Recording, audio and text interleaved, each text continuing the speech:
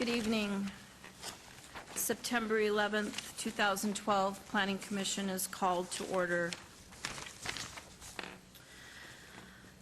This is an announcement that this is an open meeting law. This meeting has been properly noticed and posted in compliance with the open meeting law. We're live on KCLV Channel 2, and this meeting will be rebroadcast Saturday at 10 a.m., the following Monday at midnight, and Tuesday at 5 a.m. and 6 p.m.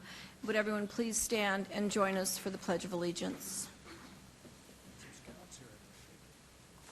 I pledge allegiance to the flag of the United States of America and to the republic for which it stands, one nation, under God, indivisible, with liberty and justice for all.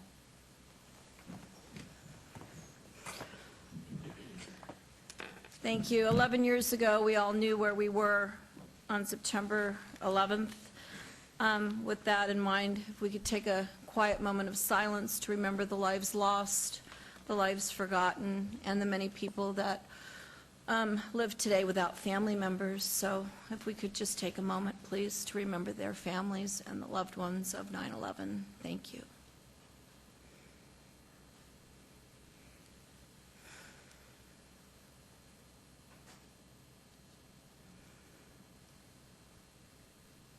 Thank you. Madam Clerk, would you please call the roll?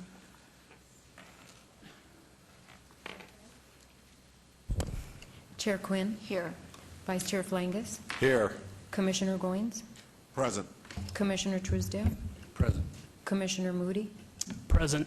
Commissioner Schlottman. Present. Commissioner Bonar. Present. Thank you. Thank you, Madam Clerk. Public comment. All comments made under this item for specific action items will be cross-referenced to those, to those items. Are there any members of the public who wish to speak under this portion of the agenda? If so, come forward. If not, we'll move on to number 5.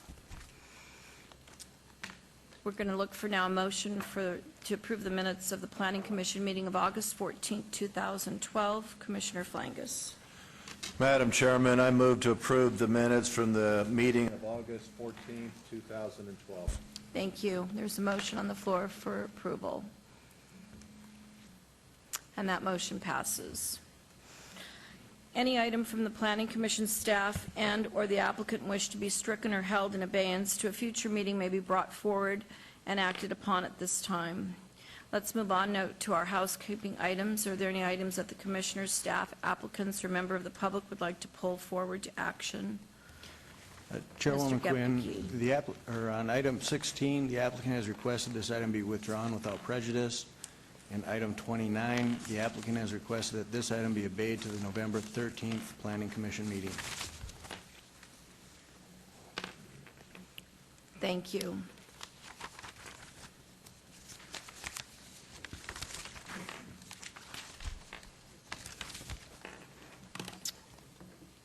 Moving on now to our consent items. Oh, I'm sorry, we need a motion for that. Commissioner Flangus, I apologize. I'm moving too fast here. Madam Chairman, I move for item 16, SUP 45562, that the matter be withdrawn without prejudice, and also move that item 29, SUP 46294, that it be held in abeyance until the November 13, 2012 Planning Commission meeting. Madam Chair, do we open a public hearing just to make sure there's no one in the audience that wanted to speak on those two items? Thank you, Commissioner. Please vote. Before you vote, the attorney requested that you open this up for a public hearing. Oh, okay. I'm sorry. Is there anyone here that wishes to speak on that? Please come forward on any of those items. See none. We'll close the public hearing and we'll vote. Thank you.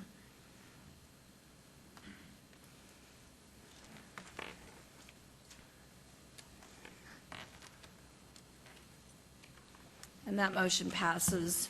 We're moving on now to consent items. Consent items are considered routine by the Planning Commission and may be enacted by one motion. However, any item may be discussed if a commission member or applicant so desires.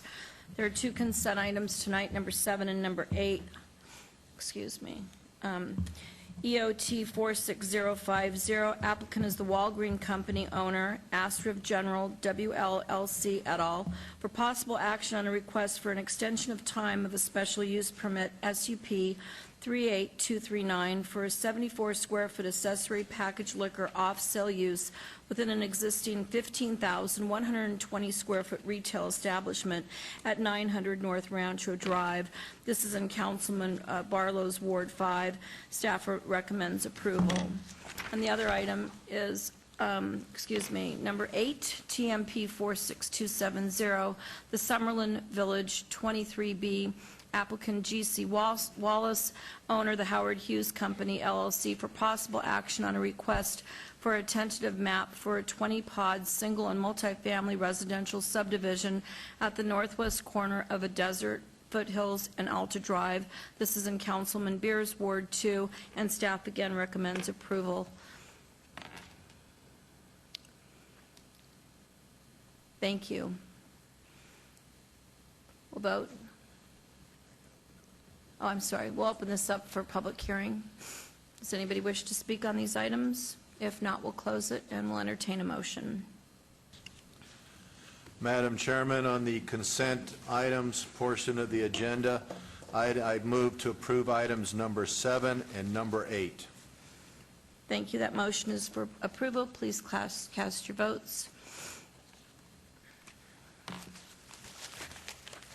And that motion passes. Thank you.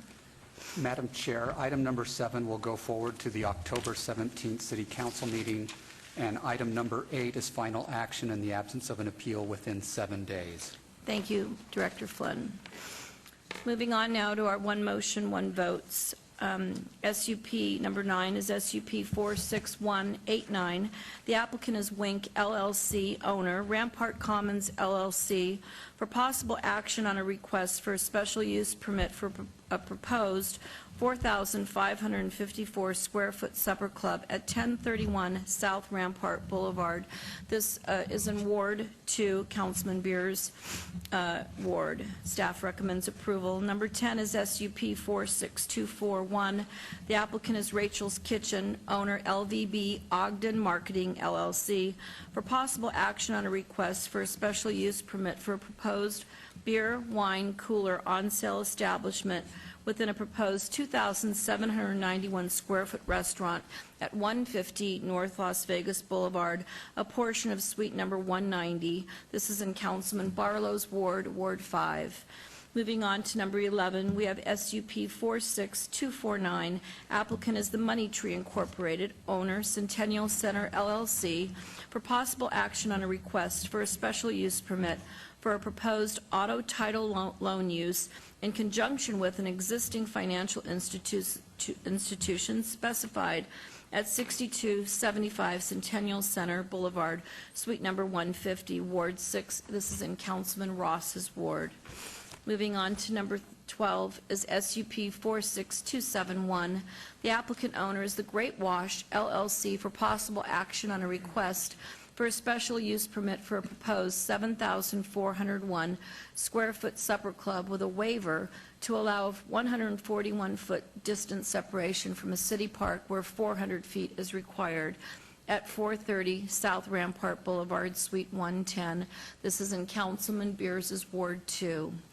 Number 13 is SUP 46296. The applicant is Leticia Gardia, owner, Village of Centennial Springs, LLC, for possible action on a request for a major amendment to an approved special use permit, SUP 4660, to add 2,937 square feet of indoor and outdoor seating to an existing 5,250 square foot supper club at 7575 and 7585 Norman Rockwell Lane. This is in Councilman Ross's Ward 6. We'll open the public hearing. Is there anyone that wishes to come and speak on any of these one motion, one votes? If not, we will entertain a motion. Thank you. Madam Chairman, on the one motion, one vote portion of the agenda, I move to approve items 9 through 13. Thank you, Commissioner Flangus. That motion was for approval. And that motion passes. Thank you. Madam Chair, items number 9, 11, 12, and 13 are final action in the absence of an appeal within 10 days, and item number 10 will go forward to the October 17th City Council meeting. Thank you very much.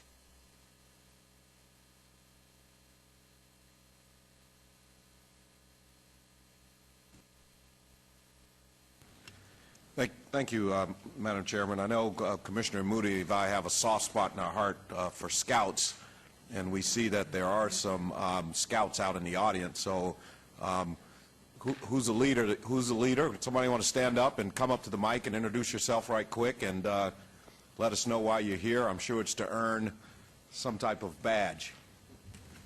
My guess is citizenship in the community. Correct. Thank Come you, on, scouts, you Commissioner. guys come up as well.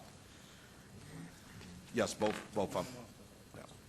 Please state your name. My name is Cody Lewis, and I am the Scoutmaster for Troop 110. I'm sorry. Can you press the button, turn the mic on? There you go. My name is Cody Lewis, and I'm the Scoutmaster for Troop 110. And so we have 4 of our scouts here. Gene, Braxton, Jacob, and I'm forgetting Tyler. Sorry.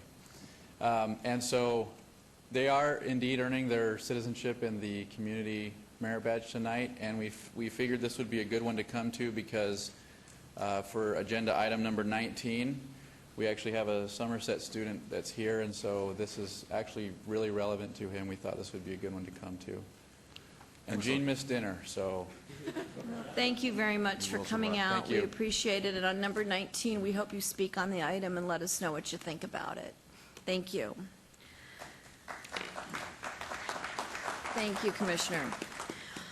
We're going to open up, we're going to move on now to public hearing items, and we're starting with number 14 and 15. These are related items. The first one was an abeyance, SUP 45488. The applicant is the Lakes Congregation of Jehovah's Witnesses. The owner is Robert F. Linda M. Moyer Trust, for possible action on a request for a special use permit for a proposed church house of worship at the northeast corner of Buffalo Drive and El Parque Avenue. This is in Ward 1, Councilwoman Tarkanian. The related item to this is number 15, and it was also held in abeyance. It's SDR 45489, 45489, for possible action on a request for a site development plan review for a proposed 4,576 square foot church house of worship. May we please have the staff report on both these items? Thank you. Madam Chair, this item was held in abeyance so that the applicant could hold an additional neighborhood meeting. That meeting was held on August 20th, 2012. The project is designed to meet all Title 19 development standards, conforms to the general plan designation for the area, and is compatible with the surrounding residential development. Staff recommends approval of both applications. Thank you, Mr. Rankin. Good evening, sir. Please state your name and address for the record. Good evening, Commissioners. My name is Ray Falcon, 1386 Sun Pillars Avenue, Henderson, Nevada. And I'm here in representation of the applicant for this particular project, the Lakes Congregation of Jehovah's Witnesses Kingdom Hall project. To start out, as just mentioned, we've done as requested by our last commission meeting that we presented this in July, coordinating with the neighbors. And in a moment, we're going to go through what we've been able to coordinate, in particular with some concerns that the neighbors had. So to begin, we want to briefly explain why we are requesting approval of this application. When it comes to our function of the building itself, obviously as a house of worship, you will see in our floor plan that the main purpose of the building is the auditorium, which is for public discourses and Bible-based education. Now, when it comes to our site itself, when it comes to the building setbacks in particular, as you can see, this is Buffalo Drive, and this is El Parque. We are on, the parcel is on the northeast corner. What we're trying to do is trying to put the building as far away or maximize the distance between the residences and our building. So we have 160 feet off of our east wall, 200 feet off of our southern property line, proposed line. Now, when it comes to the building itself, this would be one of 12 Kingdom Halls that are in the valley right now, and they all have the same character. They're simple but attractive. They they are in residential in scale, one-story buildings, in this case, a little less than 5,000 square feet. We have a portico share proposed, always to be able to have access to the front door. Maybe those that are elderly would have easier access doing that drive-up access.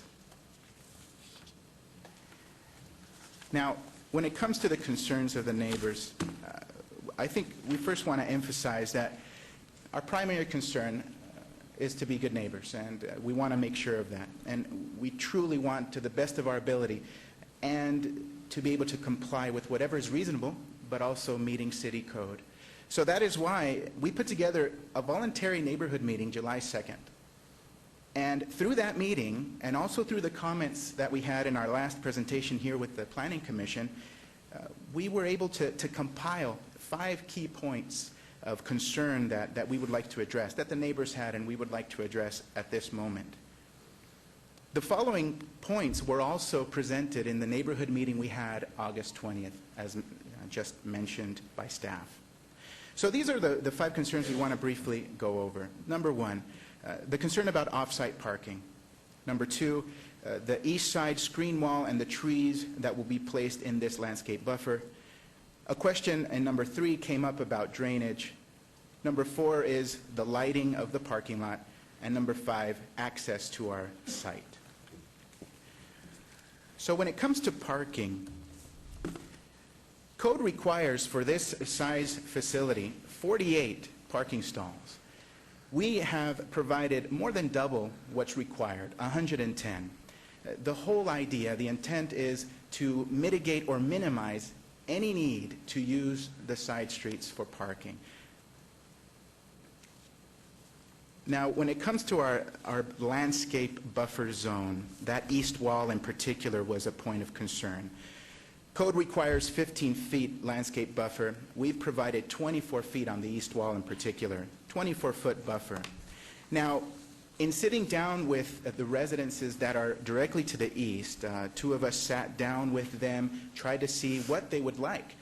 And they came up with a type of tree. They decided they would like, they did their research, the Japanese blueberry tree. And we comply with that. We agree.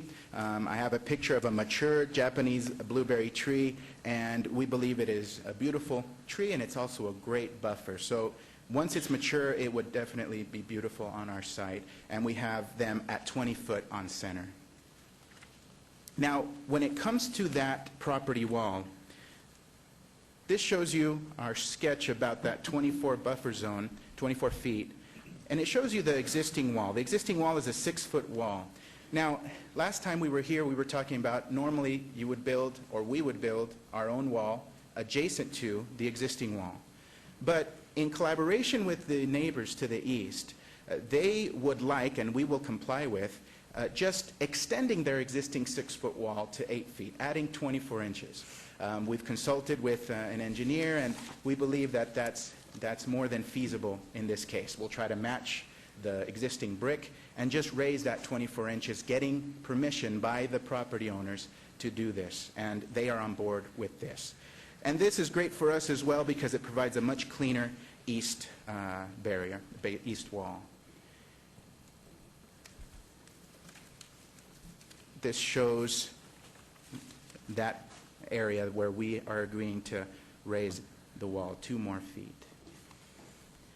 Now, when it comes to drainage, although a technical drainage study isn't required until after we would possess a use permit, we did get a couple of engineers together and also our architect to look at the site, go on site, see what would be most feasible when it comes to drainage. And what was decided when you look at the lay of the land out there, the high point would be at the northeast corner, and what we would like to do is divide the site in half with the grading so as to allow runoff, half of it that the parking lot creates, to go out from Buffalo, and then half of the runoff go out on El Parque. Also, that 24-foot landscape buffer will act as a drainage swale and carry the necessary water, and in many cases be able to absorb some of that runoff in that area. Now, when it comes to lighting, we're sensitive of the fact that we're right next to residences, so we're going to provide a maximum height of 17.5 feet for our lighting for the parking lot. And where necessary, adjacent to the residences, we're going to provide what's called cutoff shields that minimize light diffusion to the neighboring properties. And we also believe that 24 feet of separation also helps with that diffusion of light, minimizing it. And this just shows the locations currently proposed for these lights. They're the red dots. Now lastly, site access. We want to emphasize that we're sensitive to the fact that we realize our facility will cause to have some more traffic than there is at the moment. But we tend to agree with the Planning Department's findings where they state that the site access and circulation do not negatively impact adjacent roadways or neighborhood traffic. And they came to this conclusion, from our understanding, is because Buffalo is a major arterial street, 100-foot right-of-way. El Parque is 60-foot right-of-way. So these streets are made to be able to handle whatever traffic that we would be able to add to the area. Now, when it comes to access, we just want to visualize the access. Buffalo will be our main ingress and egress. El Parque is the secondary one. Existing conditions are, there's a concrete median island all from Oki down to El Parque. That restricts any left turn movement into our site. So what we will do is, and that mitigates or requires us to, if necessary, if they're coming down Buffalo, they'll be able to make a left and come into the secondary access. If we wouldn't have this access, obviously what would be required is a U-turn. Now that, traffic-wise, is also not efficient, but also it could be even, it's not in a safe turning movement. Now, when it comes to egress, or yes, coming out of Buffalo is a right turn only because of that concrete median. So if anybody needs to go south on Buffalo, this secondary access will allow them to have a more efficient exit so they can cross through El Parque down Buffalo to go to the south, instead of being required to go north and then once again making a U-turn at Oki. So in conclusion, we believe that since we have some support letters that we would like to present if you require, of 3 of the property owners that are there on the east, we've also met and exceeded all planning and zoning requirements, and our project is compatible to the area as recommended by staff. And also we agree with the conditions of approval and request at this moment, and this venue, your approval of the application. And I thank you for your time. Thank you, Mr. Falcon. We now open this up to public comment, and I'm sure there's a few neighbors here that wish to speak on this item. So if you could please come to the microphone and let us hear your concerns, or if you're for or against a project. And Mr. Falcon, we will want those letters from the neighbors given to the clerk, please, to be put on the record before the meeting, before this little thing's over. Good evening. Hi. Please state your name and address for the record. My name is Carol Heron. I live at 2105 South Buffalo Drive. My house is approximately 5 houses down from the site of this hall, and I am here to vehemently oppose this just because I feel it will destroy my property value. I built this house in 1982. I was the first home built on Buffalo. I've lived there this whole time with the idea this was the home that I was going to retire in. I've just spent 5 years remodeling this house with that idea. This hall does not feel residential to me. Anything that has a parking lot with 100 spots looks more commercial. Lots of that traffic will be coming by my home, her house directly also. Right now, if you stand on that street corner, everywhere you look, you only see residential homes. That's it. If this is allowed to pass, I don't think the lots surrounding it will go residential. I think we'll end up like Jones. I think we'll be commercial. Buffalo's already at risk for that. I have a real, it just feels very wrong. I've been to all the meetings, I've stated my objections. I am not one of the neighbors that agrees with this in any way, shape, or form. Right. I don't know what else I can say. We appreciate your time. You did come to many meetings, and you put a lot Yes. of time into this, and I know you have, and I appreciate it very much. All right, thank you. Thank you very much. Good evening, ma'am. State your name and address for the record, Pamela please. Littleton.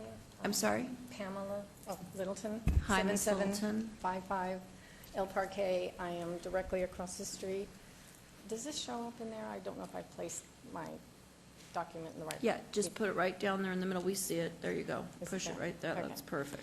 This is looking from my house across the street at the lot, just to point out that it is residential, no matter where you, on all sides, all four corners, like Carol explained. And we just do not feel that this hall is compatible with the neighborhood and the area. The majority of the homes have been there for 20 to 30 years, paying taxes, and our concerns about our property values, the traffic, and the remaining property on Buffalo being anything but residential are very real. I've talked to real estate agents, I've talked to county planners, I have talked to real estate developers and attorneys, and the comments I've gotten from them were, this will negatively affect your property values to you will never be able to sell your house. Nobody had anything positive to say after seeing the site and all the residential homes that are around it.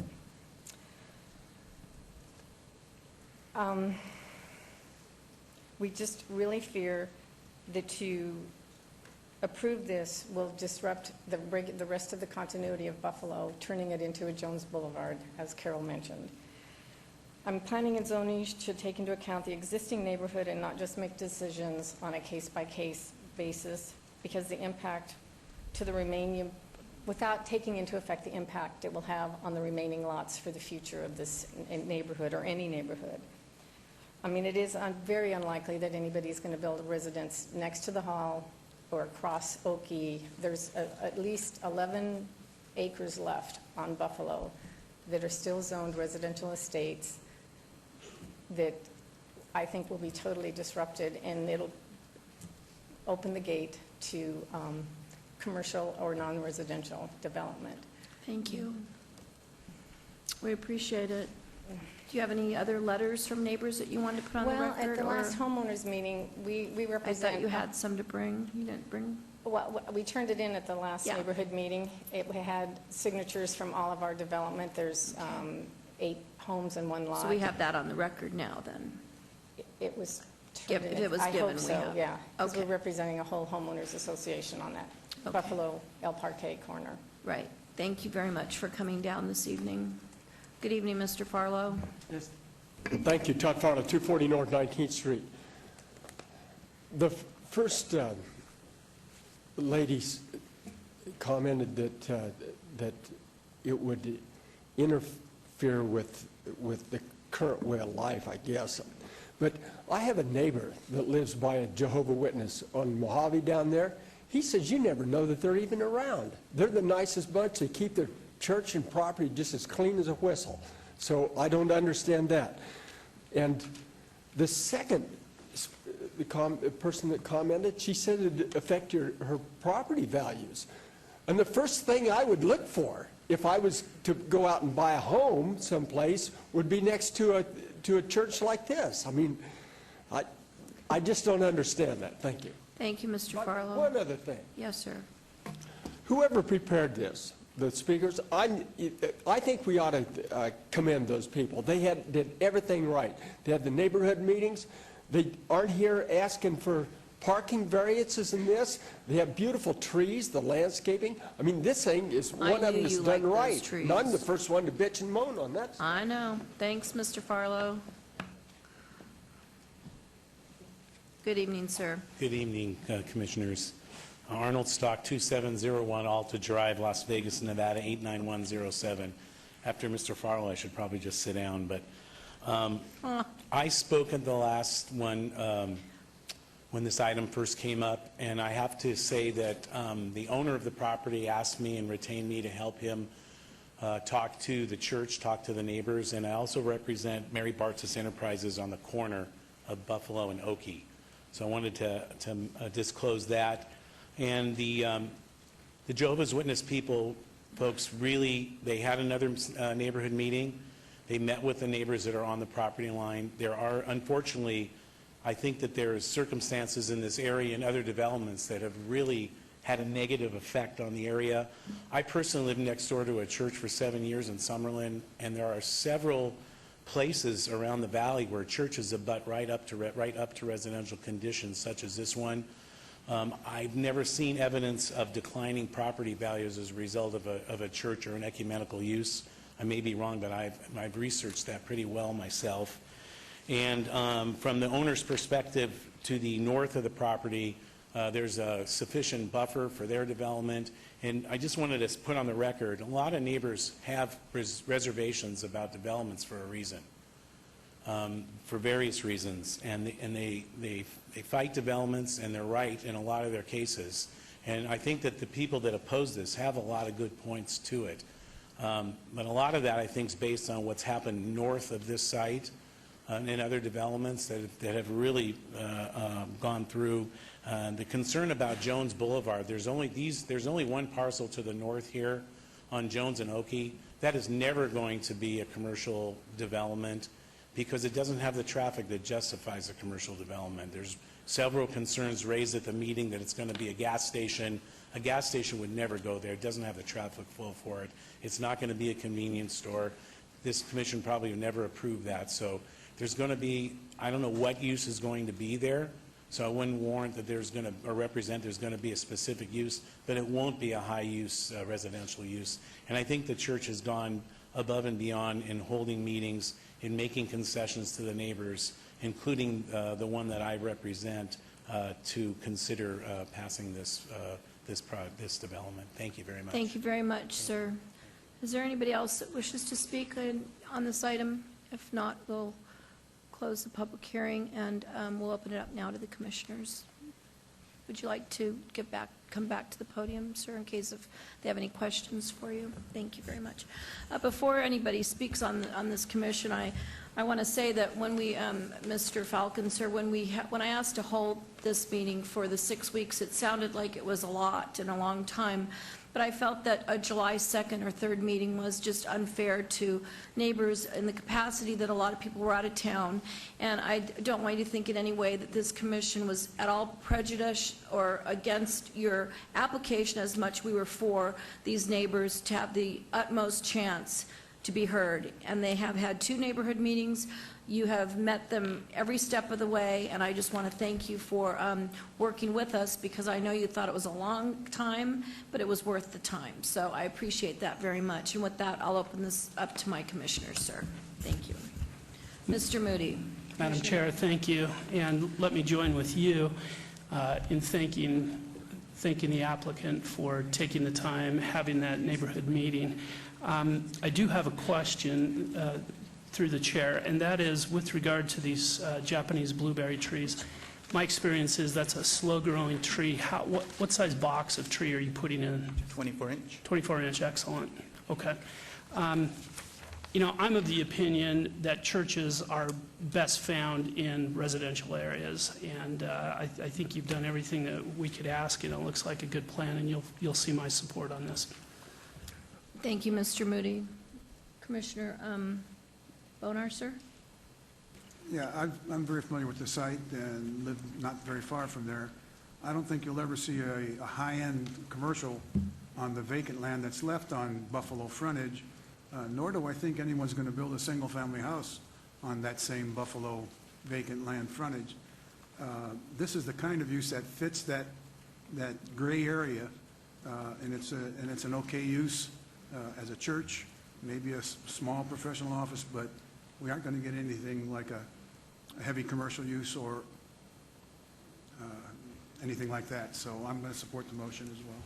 Thank you, Commissioner Bonar. Commissioner Flangus? No? Commissioner? Anybody else wish to speak on this item? Go ahead. Madam Chairman, seeing no other comments by fellow commissioners, I would go ahead as to item 14, SUP 45488, and follow staff's recommendation and approve it, subject to all conditions. A motion was made for approval following all staff's recommendations and conditions.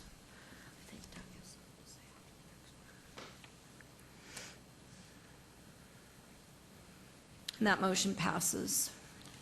On the related item number 15, SDR 45489, I would again move to follow staff's recommendations for approval, subject to all conditions.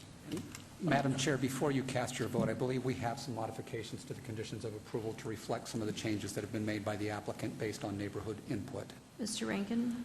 And those would be, amend condition number 6 by adding the following sentence to the end. The landscape plan shall be revised prior to or at the time of submittal for building permits to reflect 24-inch box Japanese blueberry trees to be installed along the north and east landscape buffers. Add a condition stating gates shall be installed at both parking lot ingress and egress points and will be secured when the facility is not in use. Gate location shall be approved by the Department of Public Works. Add another condition, an 8-foot-tall wall conforming to the requirements of Title 19 shall be constructed along the east side of APN 16303301002 prior to the issuance of a certificate of occupancy for the primary structure. Alternatively, with the written permission of the individual property owners, the existing perimeter wall adjacent to the east side of APN 16303301002 shall be raised 2 feet, not to exceed a maximum of 8 feet in height where structurally feasible.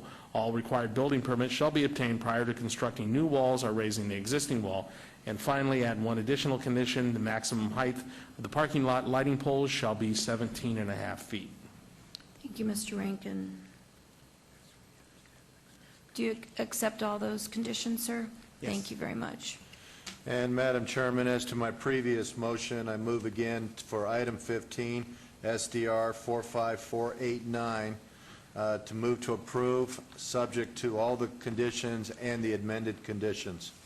Thank you, Commissioner Flangus.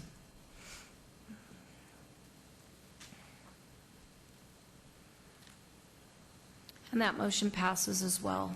Thank you, Commissioner. Madam Chair, these items go forward to the October 17th City Council meeting. Thank you very much. Have a nice evening. Appreciate your time. And I have those letters, yeah. Yeah, add the letters, please, to the record.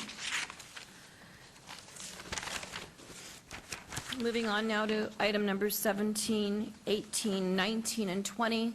These are all related, beginning with GPA 45940. The applicant is the Investor Equity Homes, LLC, at all the owners is Rancho Drive, Tule Springs Road, Limited Partnership, for possible action on a request to amend the planned streets and highways, maps and Schedule 13-1A, and to modify Map 2C of the Transportation of Streets and Highways element of the Las Vegas 2020 Master Plan to remove the frontage street alignment between Sky Point Drive and Elkhorn Road, and to designate Sky Point Drive as a frontage street, special design town center arterial from Tule Springs Road to the south end of the subject site.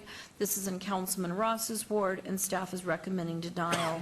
Related item number 18 is MOD 45944 for possible action on a request for a major modification of the town center land use plan to amend the special land use designation from SC-TC, Service Commercial Town Center, to SXTC, Suburban Mixed Use Town Center, to remove the Town Center Loop Road alignment between Sky Point Drive and Elkhorn Road, and to realign the Town Center arterial alignment from within the subject site and extend it along Sky Point Drive to the end of the subject site at the southeast corner of Elkhorn Road and Sky Point Drive. Again, staff recommends denial.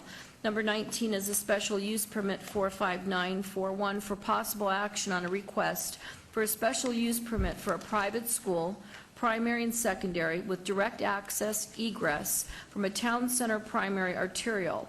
Staff also recommends denial. Number 20 is an SDR 45943 for possible action on a request for a site development plan review for a proposed 280-unit multifamily residential development, a 139,250 square foot private school, primary and secondary campus, and an associated encroachment agreement into the public right-of-way. And now, if we could please have the staff report on these items in detail, please.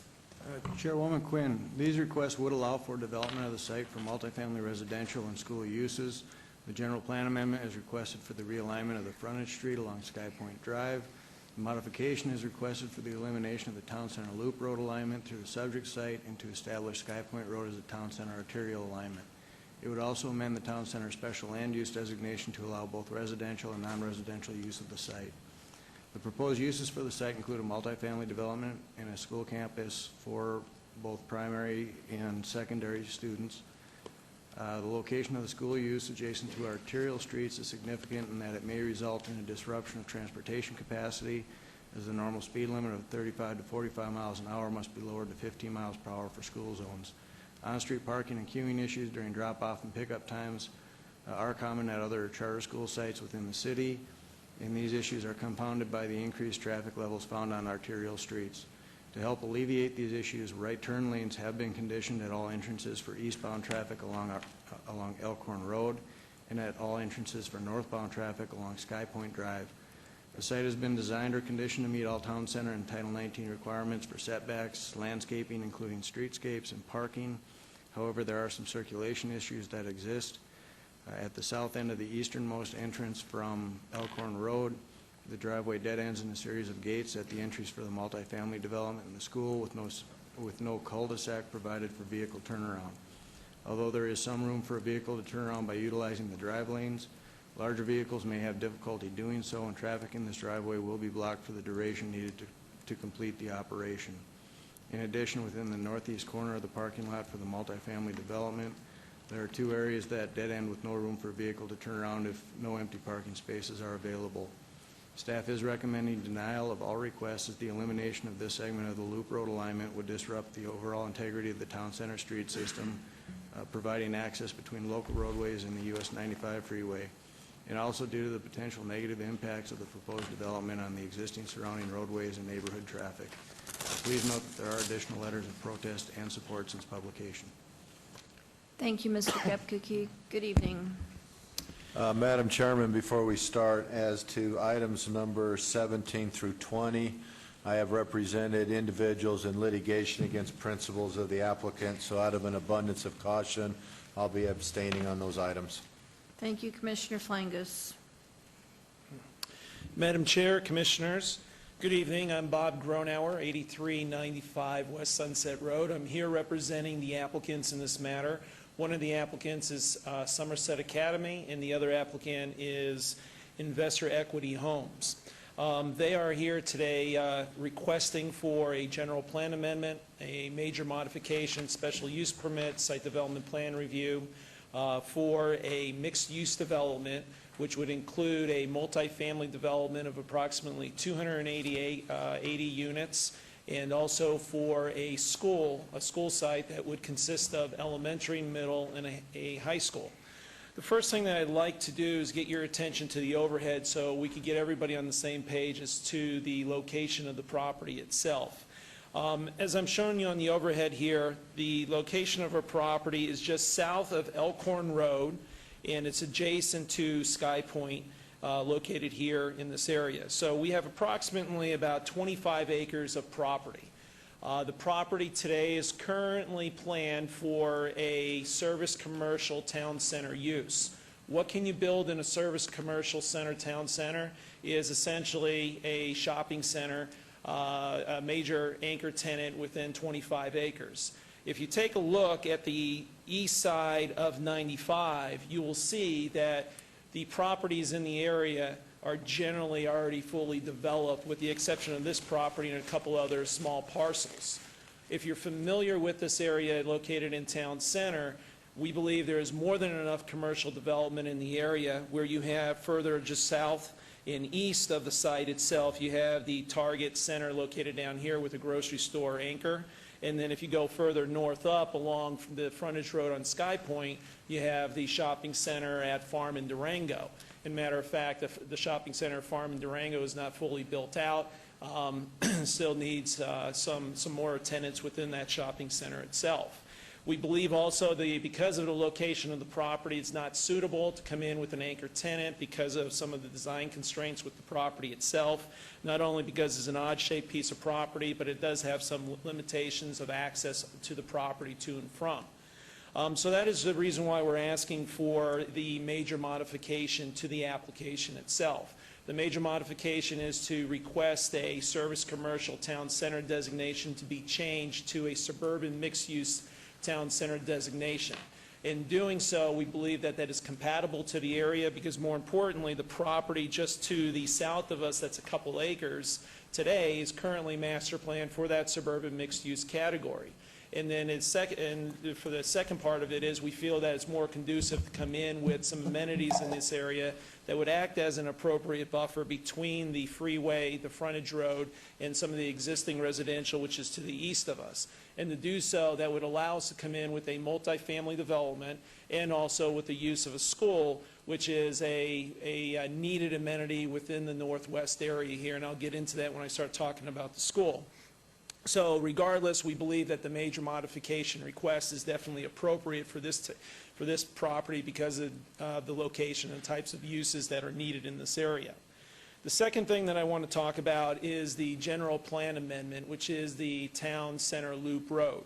As you can see on the overhead here, there's this blue designation here of the road, what is as mentioned by the staff and in your staff report as the Town Center Loop Road. We believe that this road is not required today. I could give you several justifications why that it's appropriate to remove this road from the location of your master streets and highways plan. Number one, currently today, if you're familiar with the area, as I'm going to show you here on Cimarron, today Cimarron acts as a de facto town center loop road where you have people who come onto the Sky Point, you have residents that come onto Sky Point that come up to Cimarron Road here and make a left up and over the Elkhorn Road overpass to get on the other side of the freeway. Because if this has been in existence for many years, for 7 to 10 years out here for the Cimarron Road, and it's been used this way, we believe that this is adequate for a loop road designation. The second point that I do want to make to support the request of the removal of this road is we were asked by the Public Works Department to work with the RTC, which is the Regional Transportation Commission. And they asked us to look at the model for the future model of the traffic generations out here. And interesting enough, when we looked at that model and presented that information to the city, the future traffic generations here do not warrant this road to be at this location here. The traffic will be not impacted by the removal of this road. The third thing that we've learned that we've submitted for the record is down here, if you can see on the overhead as I'm showing you, this 215-95 interchange, there's going to be some future construction in here where there's going to be an off-ramp, I believe, somewhere near the John Herbert Road in this area. So when that is fully constructed in this area, you're not only going to have just a loop road, so to speak, on Cimarron Road, but you're going to have access here, which also now opens up from a circulation transportation standpoint for the loop road. You're going to be able to have traffic that comes along Deer Springs up to Cimarron, to Elkhorn and across. You're going to have traffic that can come up to Buffalo Road, up to Elkhorn and across to loop around. And you can still have people, the residents in the area, to come up Sky Point along Cimarron Road up and over for the loop road itself. And then finally, the last aspect of this, as far as their justification to remove the road on our property, today you essentially have another loop road de facto, which is the Sky Point Drive, which goes up to Tully Springs Road, up to Durango, up and around to the other side of US 95. So we feel that based on those justifications that I just gave you, that we do have an appropriate request here for an approval to remove the road going through the property here itself. And one of the last things that has been mentioned in the staff report, which we have agreed to do, is if the application is approved to remove the road in this area, we will contribute, make a monetary contribution and construct whatever monumentation that needs to be required on Cimarron Road to allow residents in the area to know that this is the continuation of the loop road within the area itself. The next thing that I'd like to discuss is, I'm going to put on the overhead here, is the school site and the multifamily site itself.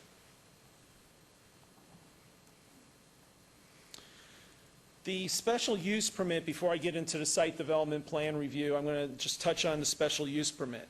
The special use permit is required because we have a school having ingress and egress onto Elkhorn into Sky Point. And whenever you are making a request to have a school in a major arterial, it's subject to a special use permit. Staff was recommending denial of the special use permit for the reason that they feel that it's going to cause a safety issue out on the Sky Point in Elkhorn. We respectfully disagree. If you're familiar with many of the schools in the valley, many of the schools already access onto major arterials, and on those major arterial streets, you already have the school signals itself, which slow down traffic on those arterials. As a matter of fact, if we could go back to the map here, we have two examples in close proximity today where we have school signals with respect going out onto major arterials. If you go out on Elkhorn, I believe this is Cadwalader Middle School, you already have those, the school zones in this area along Buffalo and Elkhorn. If you go out over here a little bit to the north more off of Buffalo, you have Betsy Rhodes Elementary, where you also have those school signals. And then if you go a little bit further down Buffalo itself, Buffalo and Grand Teton, you have Arbor View High School, where you also have those school signals in those areas. So we don't believe that it's going to have a negative detriment or a safety issue in the area where you have a major arterial street where you have ingress and egress in that area. So we believe that justifies the special use permit itself for the approval. And then the last part of the application that I want to talk about is the site development plan review. And I'll get your attention to the overhead so I could talk about the project itself. As I mentioned, this is a mixed-use project, and if we make sure, as you can see here, the northern part of our project here would be for the multifamily development. It's on approximately 12 acres. It comes out to a density of about 22, 23 units to the acre, which is substantially less than what you can build up to 25 units to the acre. The buildings itself, all with the exception of the building that I'm showing you here, are three-story buildings. One of the things that we've done through the neighborhood meeting process is this building here, we've knocked it down to a two-story building while we keep the remaining buildings at 35 feet or 3 stories. And then I'll get into the buffering along the east property line in a second here once I show you where the school's located. The school is located here, as you can see, on the southern portion of the property.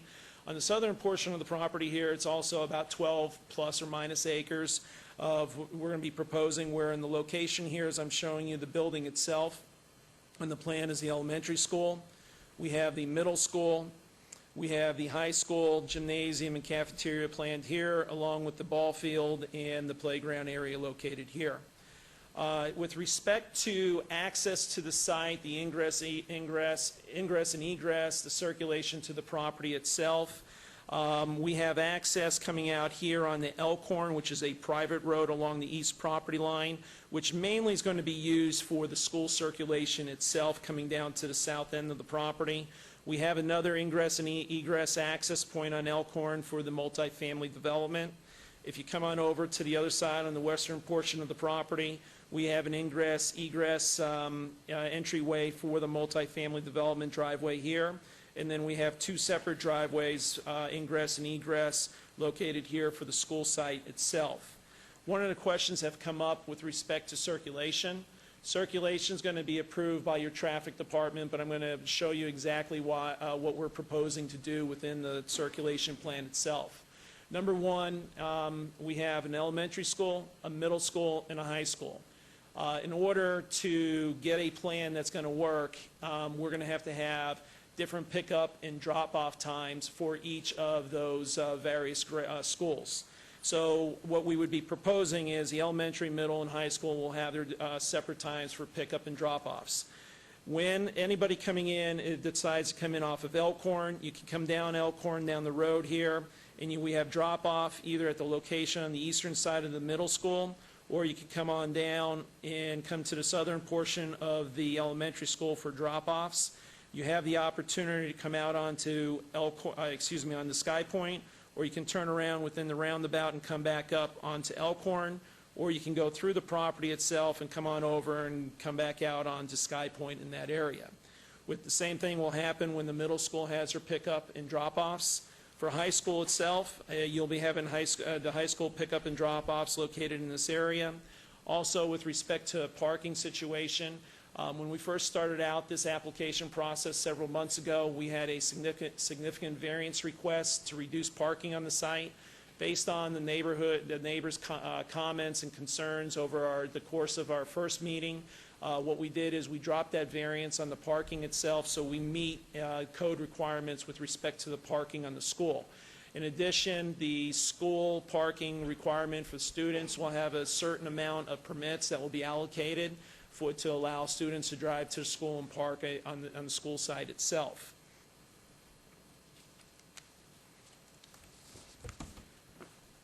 The next thing I want to show you is, and there's a question in regards to the phasing of the project itself for the mixed use.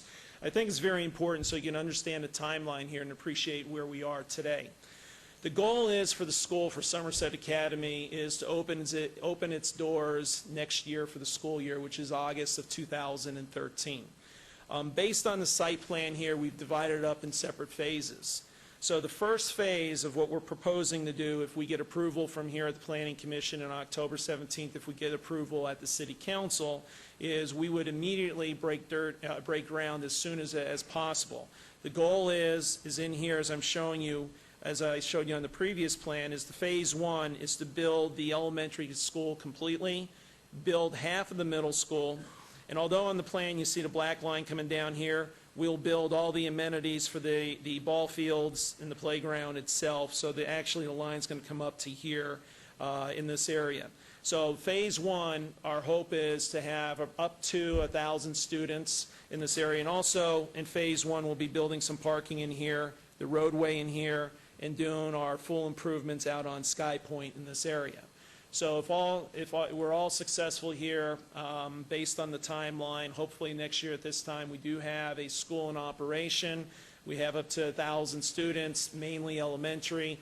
Half of the portion is middle school. The goal now is, when does phase two and phase three and phase four come into play? The goal would be August of 2014 to have phase two completed, as you can see where phase two would be located. That would be the other half of the middle school itself and some portion of the high school.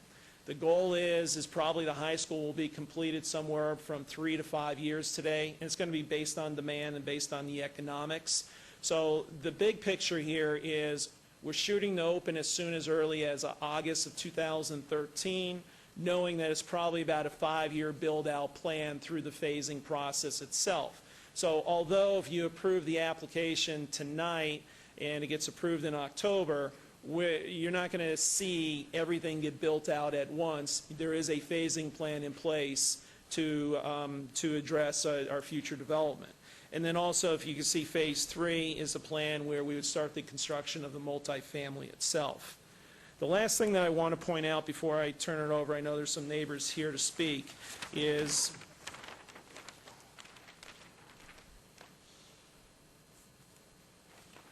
what I'd like to do is just point out some of the sensitivity, I call it a sensitive area, that we were very careful in planning the project itself, is we have some existing single-family residential along our east property line. Code requires you to put a 6-foot wide landscaping with a single row of trees along the east property line. What we are doing is we're increasing the landscape width, and I'll explain that, and we're also increasing the amount of trees that we're putting in along the east property line. In this area here, although we're required for 6-foot wide landscape area. We're coming in with a minimum 10-foot wide landscape area in this, and then it goes up to 20 to 25 feet on the northern part of our property, where we're asking to put the trees. We're going to be having 2 rows of trees in there to give a better buffer from at least a masking of a shade of the trees itself. On the southern portion of our property, we have 20 feet of landscape width, along with 2 rows of trees also. We believe it's a substantial buffer that we're providing. And matter of fact, one of the little key notes that I do want to point out to you is in the town center plans and their suburban mixed use, you're required to put in 20% of open space. Overall, for this site itself, which is amazing when you do the calculations, we're about 33%. In other words, it's about 140,000 square feet of open space more than what is required within the plan itself. So when you take a look at the plan that I have here, you can see that we've done a very good job with respect to trying to address the buffers to the east in landscaping and doing the open space within the project itself. As I mentioned to you, you know, we're required to have a neighborhood meeting. We ended up having 2 neighborhood meetings with the neighbors because based on the comments from the first meeting, we had to make some substantial changes to the plans itself. We won't go through all those changes. But more importantly, we wanted to address the neighbors' concerns. And in the meantime, we fielded many emails, many phone calls, many conversations with a variety of neighbors out in the general vicinity to address every issue that we can. Commissioners, we feel that this is an excellent opportunity for the city to have a great amenity here, such as a charter school of what we're providing. There is a definite need out here. You'll hear that from some of the neighbors who live in the area, who are currently have been looking with us for the last 2 years to try to find something up in the town center northwest area to provide such as amenity as this. And we believe the mixed use is the most appropriate use for this piece of property here today. So with that being said, I can answer any questions that you have before the neighbors come up and speak, or I'll reserve some time to address some additional questions that may come up in their comments. Thank you, Mr. Groner. I think we'll open it to public comment first, and then I think we have a lot of questions for you and your project, and we'll hear from the neighbors first. So at this time, we will open this to public comment, which means any neighbor that wishes to speak for or against this project, please come forward. Before you,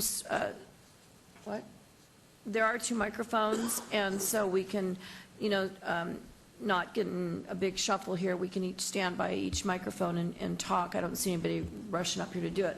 But I just want to say for the record that I did receive a letter from a Dawn McCullough Ferrar, spelled F-E-R-R-E-R, and she's opposed to this project. She could not be here tonight. She wrote a letter to each of the commissioners. She asked me to read it into the record. I am not going to read the record in full, but she's against the zoning. She's against the traffic. She's afraid of malicious mischief, a multifamily housing development she's not fond of, and she asked me to please read this into the record for her. She could not be here for tonight.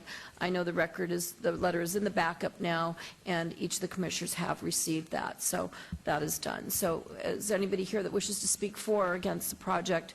Please come forward now. 2 microphones.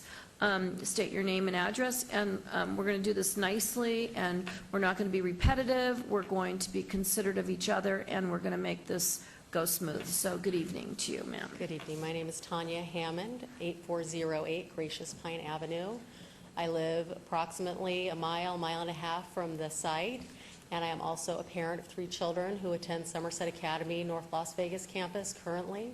I've been involved since the beginning of this charter school about 2 years ago, from the planning phases on through, and I can say that this school has a stellar reputation. My children are receiving a great education, and as a parent, we desperately need more school choice in this area of town. I currently drive, like I said, to North Las Vegas willingly because my kids are getting a great education, but I would love for my neighbors to have the same opportunity I do, having a charter school in our neighborhood where we can choose to send our children there and give the parents in North Las Vegas the same opportunity to get a great education. And I know that many parents are here and are in support of the school as well. Many of the parents and teachers are at a fundraiser tonight, so they couldn't be here for the school. But also as a neighbor, I agree that we have plenty of shopping in the area. We have plenty of restaurants and bars, et cetera, and so forth. A school would be a great choice. I think the concerns about traffic, I understand those concerns as a neighbor, but also I just don't see it as a huge problem. It's a school. There's not going to be traffic 24 hours a day. There will be traffic for a short period of time in the morning and the afternoon. And again, I can say that the school has a stellar reputation. We're a great neighbor, and I hope that you will vote in favor of the school for our kids and for our families and for school choice. Thank you, Ms. Hammond, for coming down this evening. Good evening. Good evening. I'm Christy Fleischer, 7832 Brookfield Cove Avenue. I am also about 1.5 miles away from the project.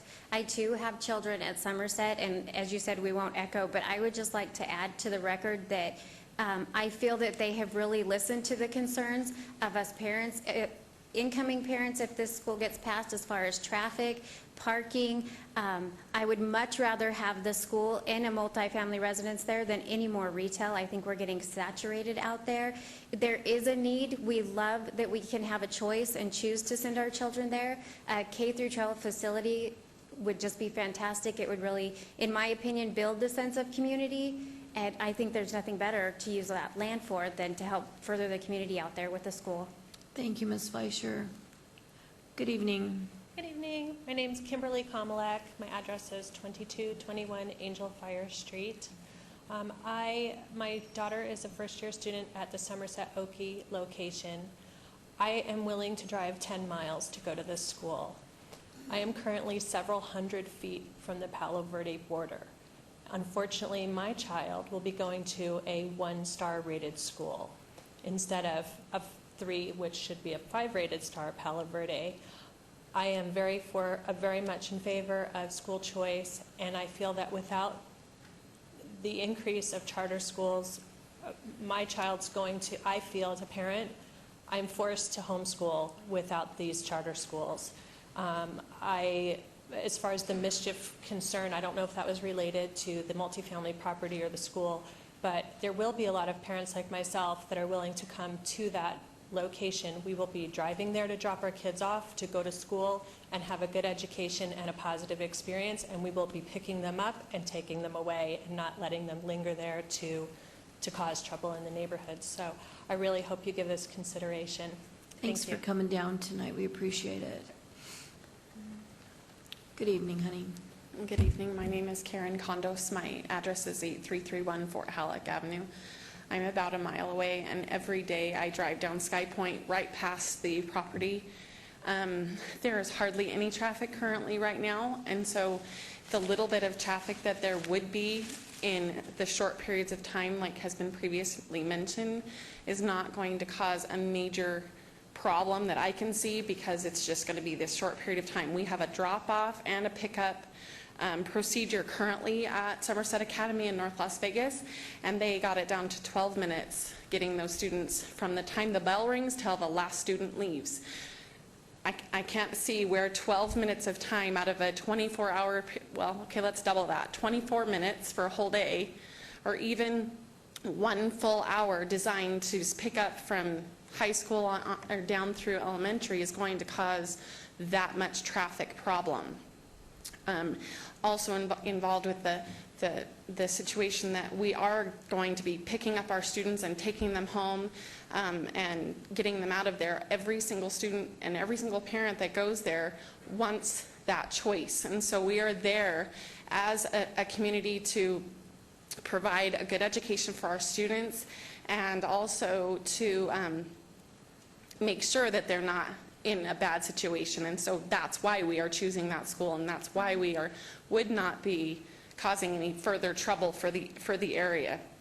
And I wouldn't want any further trouble. I live right down the street. So we have been trying to find a property since we began this whole process in October of 2009, and we're currently in close to October of 2012. So it is time that we have this property somewhere in close to our neighborhood, so that we don't have to drive 25 minutes twice a day to pick up our students, and those of us with kindergartners have to do it 3 times a day. Thank you very much, Karen. We appreciate you spending the evening and coming down here tonight a lot. Thanks. Good evening. My name is Eric Driscoll. I live at 8093 Marin Point, within a mile of the property. I too have 3 children that attend the school. I also have a wife that forfeited a teaching opportunity on high school coaching as she coached at Arborview to teach at this school. So we are very much proponents of this school, close to our home. Great opportunity for the children. It's a great education. Very well behaved, very well contained campus. And so we're proponents of it for the community. I live there, as Ms. Kondo said. It is not a very highly traveled road. I travel the road every morning and every evening, and you never have any traffic. And so it's very, very lightly used as it is. Thank you very much, sir. Ma'am, would you like to come down, please? Good evening. How are you? Thank you. My name is Jillian Batchelor. My address is 7274 Parading Pokey Street, Las Vegas, Nevada 89131. I have 2 children that currently attend Somerset Academy. Next year I will have 3 children that currently attend. We're second-year students now. I've also grown up in Las Vegas. I've been here for 25 years, so I've gone through the whole school system since a kindergartner. So I'm very familiar with public schools, private schools. I've gone through them all. Unfortunately, since I was in school, I've seen our class sizes continue to get larger with our population growth. The public school that my children are currently zoned for, my son is in a pre-K program there, and I talked to 2 of the teachers on our open house night last Thursday. Their kindergarten classes, they have 3 of them right now that are exceeding 40 children. They're going to be opening 2 additional classrooms because they're exceeding so many children, but our class sizes at Somerset, fortunately, are so much smaller, which, in my opinion, equates to a better education for these children, because it's a lot of 5-year-olds for 1 or 2 teachers to handle. Right. My children are thriving at Somerset. I, too, live within 2 miles of this proposed location. We drive 10-plus miles to the other school every day. We love Somerset. The one thing I'd like to mention is my community alone is 81 homes. Out of those 81 homes, 48 of those 81 homes in my community either have children who are currently attending Somerset or who are on the waiting list. Oh. So there's a huge need for it. I know that our waiting list right now is somewhere between 1,200 and 1,300 on the waiting list. So obviously our school can only, currently, we have about 600 to 700 students there, so obviously the need for a secondary school is tremendous. The word is growing. I mean, for a school that's only in its 2nd year to have a waiting list of 1,200 to 1,300 children. Thank you. Is tremendous. We really appreciate you coming down here tonight and sharing all this with us, and we certainly agree. Thank you. And we also are in agreement of the multifamily as well, if it brings the school. Okay, good. Thank you very much. Good evening, sir. Thank you very much. My name is Jeffrey Orton. I live at 9160 Acclamation Court. Also live within about a mile of the area. I do have children at the school as well, but I'm also have a slightly different perspective. I'm on the I've been privileged to be a member of the board in starting this charter school up. And just to give you some slightly more details on our student body, the makeup of our student body. We currently have about 1,000 students at our North Las Vegas campus that we are driving 20 to 25 minutes each way. Now, based on our enrollment numbers, 1/3 of those students enrolled have zip codes in the Northwest already. And we have a waiting list of, again, at least enough to fill another 1,000-person school. 1/3 of those students on the waiting list, zip codes in the Northwest as well. This has been a primary target area. As you can tell from the parents, I won't go on with any more of the things that have already been said about how effective the school is for the children, but you can see that there's a need and there's a demand and there's a desire for this school here. I can tell you as well, just an anecdotal thing, talking to one of the teachers today, she said she came from a school in Salt Lake City, Utah. She transferred down here to teach, and she said the difference here at Somerset Academy is, number one, that the parents are involved.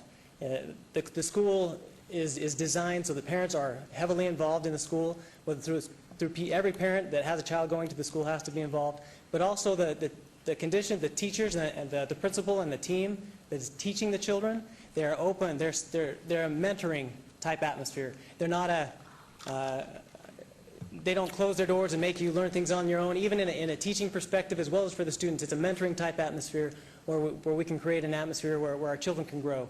Now, this site is designed to be a site where children can go from elementary through middle and high school all at the same site, to try to get some of that continuity where the children can have know the similar teachers on our campus through an entire educational experience here. So, we've tried to develop a project that will meet the concerns and the needs of the children, but also the needs of the people who are teaching here, the needs of the people who want to be involved in instructing and who have a a commitment to making a difference in the community. So We appreciate you very much for coming down and telling us all that, and it's important because without hearing it, we don't know it. So thank you very, very much, sir. Good evening, ma'am.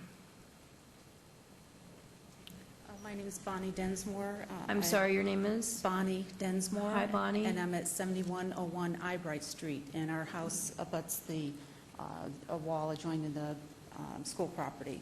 And first, I just want to say that we're in total support of the school. We think it's an excellent idea if it's going to be in our backyard. But unfortunately, I don't think it's such a great idea to have our apartment complex in our backyard. But, you know, I think there's a lot of support out there for it too. But the couple of things that I would have concerns about would be it looks like there's an entrance off of the access road to the school. So, and I don't think we talked about that in our public hearing meetings, but we'd like to see that eliminated since that's basically behind our house. So we hear the gates opening and I think closing. Mr. Gronauer's taken notes of that, and that was one of your concerns. And what was the other one? And then the other one, of course, the three-story apartment The three-story. complexes. We'd prefer not to see three-story there. Right. Within probably about a mile radius, there's about 1,500 apartment units already existing. So I guess the concern I have, or request I would have, is to separate since those two parcels will be eventually sold to two different people, to hold off on approving a multifamily zone for that property, because it kind of seems unfair to lump the two in one all of it. one. Okay, well, we thank you for your input and hearing something new, and your ideas are good, and I'm sure Mr. Gronauer's taken notes on those right about now, so Great, thank but you very we're much. excited about the school, though. So. Thank you very much. Here he comes. Please state your name and address for the record, sir. My name is Jacob Ballantyne. I live at 6044 Salisbury Cove Drive. I'm a current student at Somerset. It's a great school. I've gone there for 6th and 7th grade. My grades have gotten a lot better since I've been there. I've gotten honor roll every year, but they have been mostly A's. They've started a lacrosse program, which is nice because I don't have to drive across town for another team. So now will you be living closer to this new school? Yeah. So that'll be nice, It's right? about the same area as Johnston or Findlay. Uh-huh. Same distance for me, but I got to tell you, I am really proud of you. Good job, buddy. Thank you so much. Cody Lewis, 6124 Mott Smith. I'm also a parent of two current Somerset students, and I don't want to be repetitive, but I echo everything that's been said in support of this project, and just want to add my witness that the pickup and drop-off schedule, the first day of school is a little rough, but after that it really does get very efficient, and I've been impressed with how well Somerset has handled that. Thank you. Thank you very much, sir, for bringing the kids down as well. Good evening, ma'am. Hi, my name is Aubrey Stewart. My address is 4416 Whistling Duck Avenue. We've heard a lot of testimony from people that live around this development saying that they go to the North Las Vegas campus. I live in the area of the North Las Vegas campus and have not been able to get my daughter into Somerset for a year and a half because of the waiting list. So I take my daughter to the Emerson campus, which is an hour drive in the morning there and back and an hour drive in the afternoon there and back. Today, because of the rain, it took me 2.5 hours to get there and back, and I'm willing to do it because of Somerset Education, because of the administration, because of their commitment to the community, and because of the parental involvement. So I'm not here to tell you how to map out the streets to access this development, but this development is good for that community, and it will allow that community to participate in that location as well as the North Las Vegas campus to bring in more students from the actual community of North Las Vegas. Also, I really appreciate you coming down when this doesn't really affect where you live. I mean, it says a lot about you taking the time to do this, and we really appreciate it very much. And if I were you, I'd go sit next to the board member. I've been harassing the registrar a lot. Just go sit next to him. So I'm here. Thank and you. then just one more thing I wanted to mention is the board member did talk about parental involvement. but I don't think it gave specifics. As of the current plan, each parent is required to give 30 hours of participation, volunteer Wow. participation. That, no parent is going to involve their student in that school if they're not willing to commit everything to it. I think Right. that kind of disregards the mischief that people are worried Right. about. And I think also, again, like I said, it was very dangerous for me to spend 2.5 hours in the rain to get my child back and forth from school when I could take her down the street. So I think that the traffic is not a serious issue. Thank you very, very much again. Good evening, sir. Hi, my name is Scott Densmore. I live at 7101 Eyebright Street, about 20 feet from the project, as my wife mentioned. There was a couple of questions I had when we went to the town hall meetings, and I don't know that the answers have been given. My questions were very specific because I work for the builder that developed the site adjacent to it on the east side. There's quite a bit of drainage problem. We had a flash flood today, and that parcel flash flooded again. This piece of property drains into the Cobblestone Village cul-de-sacs. There's an open drainage easement right here. I asked the developer to investigate looking into removing the iron fencing and fulfilling the block wall in that void and providing a drainage opening for that. And that just protects the residents and the school to isolate the two of them. The other question I had for the developer was a lower level of lighting on the east side of the property to accommodate for the residents, a lower stance of lighting in that landscape area. And I think the last thing, and I don't think I discussed this with the developer, was this eastern gate out of the multifamily resident into the private road, which would be the school, if that's a crash gate for the fire department only, or if that in fact is an entrance-exit gate, thereby not isolating this piece of property in the after hours. So those are things I'd like to see addressed. Okay, I think Mr. Gronauer's writing those down, and he'll address them when he comes back up, if that's okay with And the you. last comment I have, the phase building of this parcel is going to subject the residents to a very long term of development, rather than building the parcel as one complete unit. Yeah. So 18 months, 24 months, fine, but 3-5 years, that's a It's just really tough long times, time. I know. I wish we Yeah. could just build it like Yeah, that. yeah. I Thank you. know. Thank you, sir. Good evening. Good evening, ma'am. My name is Howard Breen. I live at 5000 Hi, Rapid River Howard. Court. I live about 2 miles from the proposed site, but I've lived in the Northwest since I moved here from Pennsylvania and the whole area. Two things I wanted to make a comment about is I do believe that this is appropriate for that area because that area has been pretty much vacant for I don't know how many years. It's just been sitting there, and I see no reason why. My son currently is a student at Somerset, and my daughter will be attending there next year. And the one thing that I can say coming from Pennsylvania is that this is probably the closest thing to what I've been used to growing up back east. I've never seen a school out here that is as entalled in getting people involved, the parents like myself. I got to do 30 hours of volunteer work. My wife, who works for the county, you know, I've been working in human services out here for the county and the state, so I understand the needs of the community. And if it wasn't for Somerset, I can honestly say I probably would have moved back to Pennsylvania, because my education for my children is primary number one. And seeing that Las Vegas really is in this turmoil of what do we do, this opportunity is too great to just slip by. I think that the Somerset Academy has really given my child, my son, who is unbelievably a better student than I ever was. But what I love about it is the fact that it's the closest thing to home. Because one thing growing up in Pennsylvania, the education there is number one. There's a reason why it's people, you know, people want to teach there and work there. But it's the closest thing we've come to is the Somerset Academy. I do believe that it's a great, thriving environment. I do believe this site is perfect. It's been sitting vacant for I don't know how many years. Since I've been in the Northwest, almost 10 years, it's been nothing there. Wow, So there's no it's been reason why. forever. Yeah, and I understand the concerns of the traffic, but I've been up and down Sky Point 1,000 times. There's nobody, I don't even think half the people can use that road. And with all the construction going on to the 215, making it into the freeway, and all the things going on, there's many ways to get around without worrying about the traffic and other areas that are of concern for that location. So Thank I do you so believe this is much. going to be a great asset to our valley. We appreciate your time and for coming down here this evening very Thank you. much. Thank you. Good evening, sir. My name is Richard Bachman, 3400 Crystal Tower Street, Las Vegas, Nevada, 89129.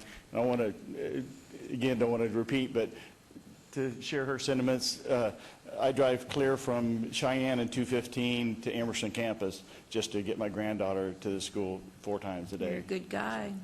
And it's needed. It's a great school. There's no mischief. They're a uniform school, and mischief isn't allowed, so it sure wouldn't come from that school. Thank you. Thank you very much. We appreciate it. Good evening, members. My name is Anthony Masonette. I live at 4742 Shaver Loop, which Good is evening, on sir. which is on Nellis Air Force Base, which is nowhere near where this campus is being built. However, I'm not representing the Air Force here. I just didn't have time to change my uniform, so I apologize for that. We're glad you're in it today. Thank you. Appreciate it. It's an honor. However, one of the things that I noticed, none of my kids go to the school. However, the reputation of the Somerset Academy among military families is very high, and it's something that's very sought after, especially when people come from different areas. And one of the things that I am looking at is an opportunity, once I heard about this campus opening up, and the potential of a school that can take a kid from kindergarten all the way up to 12th grade, and the stability that comes along with it. And the key term that I'm using there is stability, which I don't usually have with my families because we move every few years. But we've just been here in Las Vegas about 12 months. So when the opportunity for this campus came up, and the reputation of the school, I felt that it was strongly enough for me to come here and just say that how it would help me and my family if we get accepted to the school, with the opportunity to allow them to go to one school. I'm dealing with one school. I'm not dealing with several principals, several teachers, or anything like that. So my wife can take care of things when I have to go do the things that I have to do that I enjoy doing. However, I just want to thank the board the opportunity to address that. And I just want to make folks realize that this is a great opportunity for a lot of military families. They do live around that area. There are a lot of military families because of the Creech and the Nellis opportunity, and it bodes a perfect location to live. We have a lot of residents there, a lot of families there.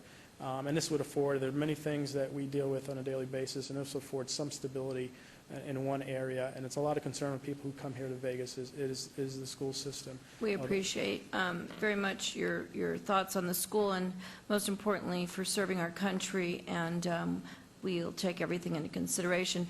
The next people that come up, we need to now start talking about the land use and the streets, because I'm about ready to go to this school myself, and I hated school.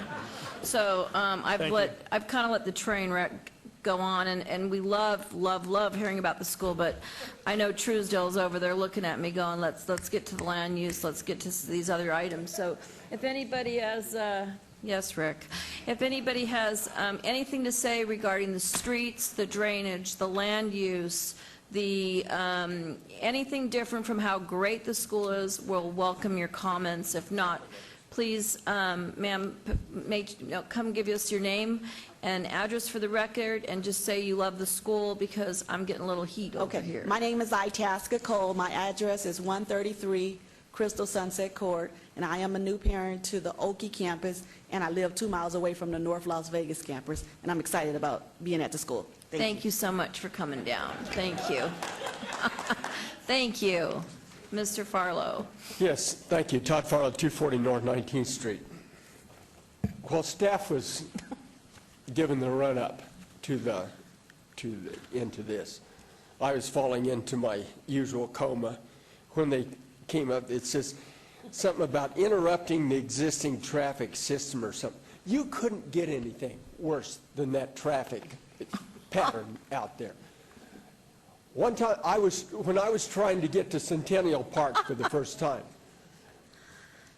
I asked 7 different people, and they said, it's so bad that we can't even explain it to you. So I went into a Walgreens there on the west side, and the manager took me out and actually pointed how to get around there to Centennial Park. You cannot get this any worse than what it is. If you tear out all that proposed street or whatever, eliminate the whole thing, it can't get any worse. So whatever you do, bulldoze the thing, anything, it's got to be better than what you got. Thank you very much, Mr. Farlow. We're now going to close the public comment. Mr. Gronauer, did you want to talk about the school anymore, or how, or? The only, the only thing I'd like to Your touch kids are on- transferring, right? Just kidding. We're going to open it, close the public comment now, unless we want to address any of the issues. Yeah, the one thing that I do want to... There were a few issues. Yes, I do want to address what one of or two of the residents mentioned up along the east property line. Because as I mentioned in my presentation, that is a very sensitive issue.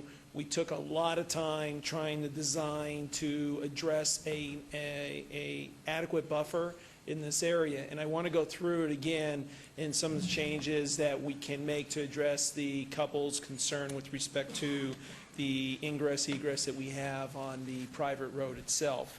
So if I could get your attention on the overhead here, again, I'm going to repeat. We've always had this private road located in here coming off of Elkhorn south down to the school. Obviously, one of the main reasons was we wanted to make sure we had access coming from Elkhorn for better circulation. But the way we looked at it also is the road itself, the private road, is about 40 feet wide. It provides an additional buffer to the residences who are on the east property line. Because if you come in with a commercial development here, and I may be mistaken, but the commercial buildings can come closer to the building and to the existing residential that's there today. Say there's a 6 or 10 foot buffer of landscaping, but the buildings itself, that they're single-story commercial buildings, can back up to the single-family residences in there within a certain setback requirement, which is not as I guess, conducive as what we're trying to propose here from a buffering standpoint. So up along here, I already mentioned, is we increased the width of the landscape itself. But me personally, when I handle these type of applications where we're in sensitive areas, I really believe it's the trees that really make more of the difference at the end of the day, because the trees is what you see above the wall itself. So in these areas here with the school and the multifamily development, we wanted to put as many trees as we can in that area just to give it a nice buffering itself. In the multifamily area, we added an additional 40 feet. And actually, if we could zoom out, I could show you on the... If we can get over on this side here of the plan. We can zoom out some more. Okay. This is the multifamily portion of the site, the northern part. What we wanted to do is add an additional 40 feet here for the road, and then in here, we added an additional 10 feet of landscaping with some more intense trees in this area. So just before you can get into the parking or to the multifamily site itself, you're looking at a 60-foot buffer with 10 feet of intense landscaping, 40-foot private road, and 10 feet of landscaping in here. And then by the time you get to the first building, which we knocked it down to 2 stories, you're approximately 125 feet from the property line in that area. We believe that's a significant buffer to whatever type of use that you want to put up adjacent to the residential use itself. There was actually a legitimate comment by the gentleman with respect. Now I'm going to bring you back to the plan itself. He mentioned that we do have ingress and egress here. We could change that as a condition if you want to, if you're going to recommend approval of the project itself, to have that as a crash gate. We have more than enough ingress and egress coming off Elkhorn and Sky Point. We thought we'd take advantage of the private road in there. I think by doing that with the crash gate in there, that addresses also, in addition to some of the concerns they may have as far as the amount of traffic coming on the private road itself. Staff brought up a very good point with respect to, we have a gate that's proposed here for the school where when the school is on off hours, they want to put the gate here so you don't get any access into the school. Staff has brought to our attention in the staff report that there is a concern with the turnaround in this area. We believe, and our traffic engineer told us, what we have designed here where you could back up and turn around is appropriate. If that's not the fact, in our traffic study and the circulation plan, we'll address this issue here for turnaround radius in here, but regardless, we still need to have some access coming down to the south of the property. Now, I didn't bring that up, I forgot in my initial presentation, but I wanted to address that along with when the neighbors came up here and brought up the issue as far as what we're going to do with respect to the buffering along the east property line. So with that being said, I'm here to answer any questions, and we can go from there. Thank you very much. We will now close the wonderful public comment, and we're going to open this up to the commissioners, starting with Commissioner Truesdale. Did you have anything to say? Well, I appreciate all the parents coming out here, shows an interest in their, a very big commitment in their children and their children's education, which I'm a big believer in. Any school campus is going to take time to develop out, unless you have a blank checkbook like some of the public schools were built years ago. This will take time, and the parents will have to help raise money and push it along and get it built, but I think it's great. I'm a believer that the apartment project to the north is a decent buffer. That off-ramp or that overpass is pretty significant in traffic, and it does provide a buffer. And I think the fact that the developer is bringing both these items together at the same time, not only does the school see what's going to be adjacent to it and be an active part of it, but also the people that live within those apartments are going to know the school is there. And we do have a significant amount of retail out in this area that is going begging for tenants. Doesn't mean that we've met all our needs, as this community will turn around and continue to grow and retail will start to move along again. But I know the school community here has looked long and hard to find a location out there. They're not easy, definitely not easy to put together schools. So I think this is appropriate. I do have some concerns about the buffering. You've addressed that. And hopefully, as all the parking along that north phase is in, you'll be equally sensitive to the density of trees to make that less a heat island and more acceptable for all the children that may attend this school. Thank you. Thank you, Commissioner Truesdale. Commissioner Bonar, Goins? Sir? I don't want to take any more time than the audience, but I commend the project. I think the circulation actually works.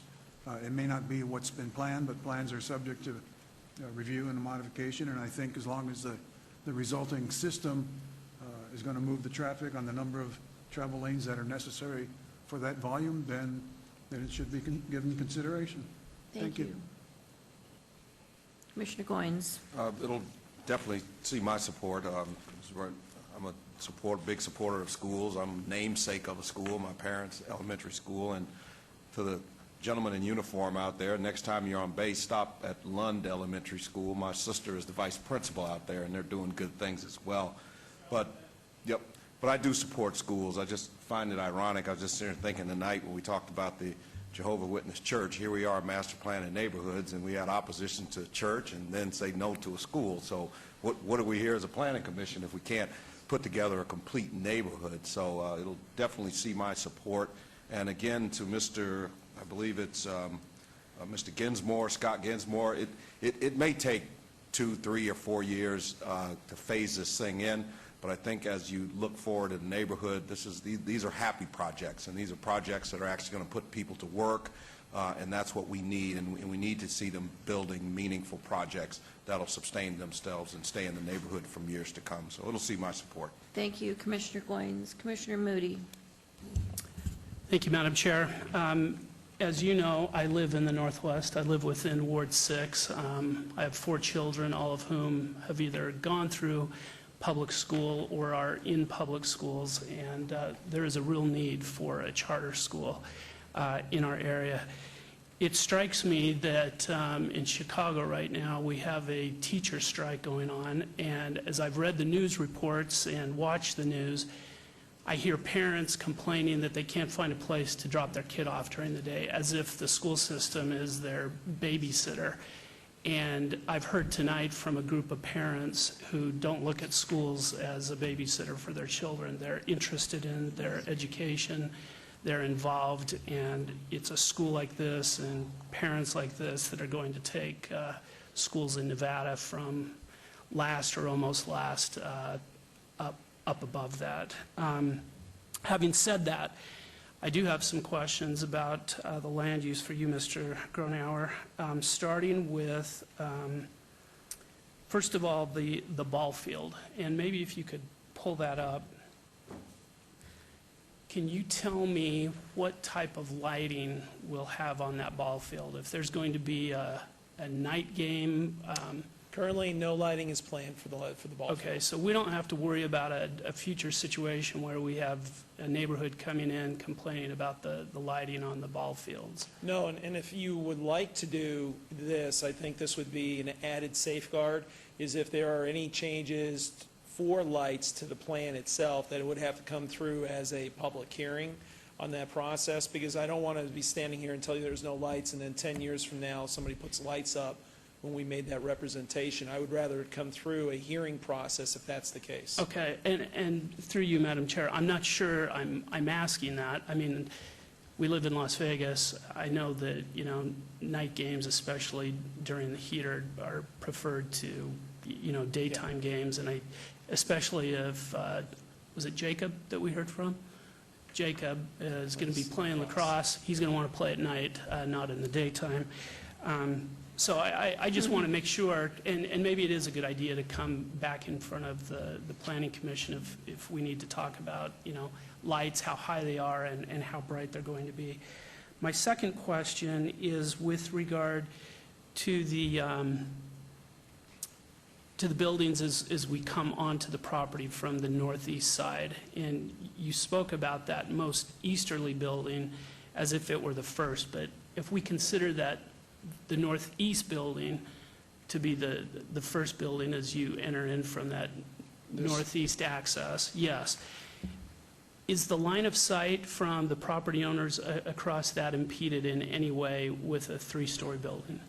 No, it isn't. Actually, we did a line of sight exhibit here, and I could just put this on top quickly.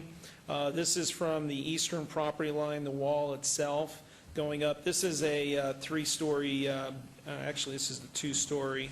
Let me give you, I have the three-story. Essentially, the 35 feet, this is at 26 feet, so 35 would be here. There is no view shed that is going to be impacted with a 35-foot high building. It's just that when one of the neighbors across the way had a concern, we wanted to knock it down even further. We took off a story on that building itself, and even though 35 feet still works, we just thought because this building was closer in this area and it was wider, that we would just at least knock it down to a two-story there. Okay.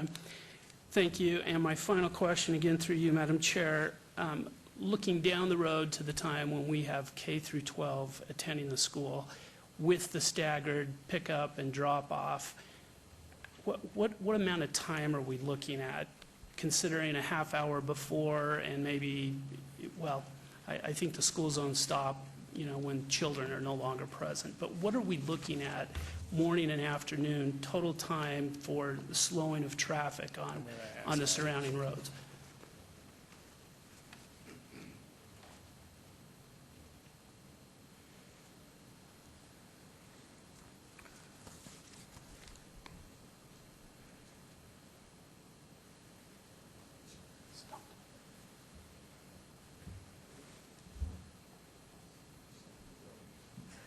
The full time could be about an hour, hour and a half once we go the full drop off and pick off. So not too different than a school with a single begin end time?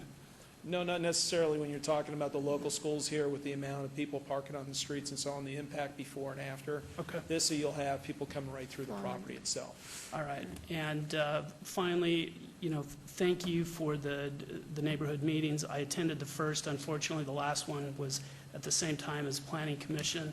It was interesting to me, for the rest of the commission, that first meeting, we had so many people show up like tonight wanting to support the school, and then they found out there was going to be limited parking.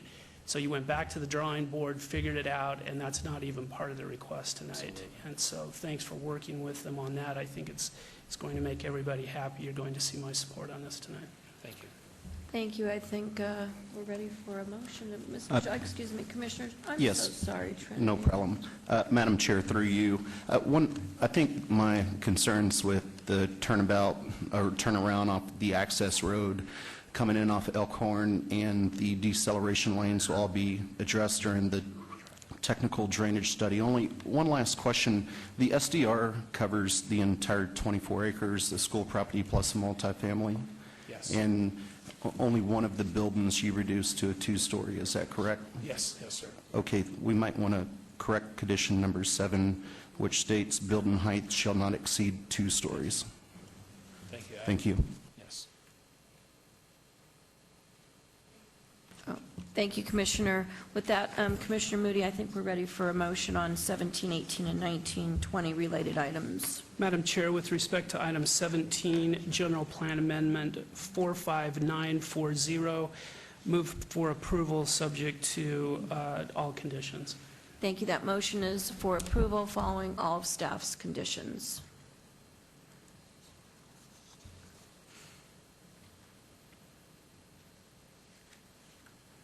And that motion passes, showing that Commissioner Flangus has abstained. Madam Chair, item 18, major modification 45944, move for approval subject to conditions. Thank you. That motion is also for approval. Please cast your vote.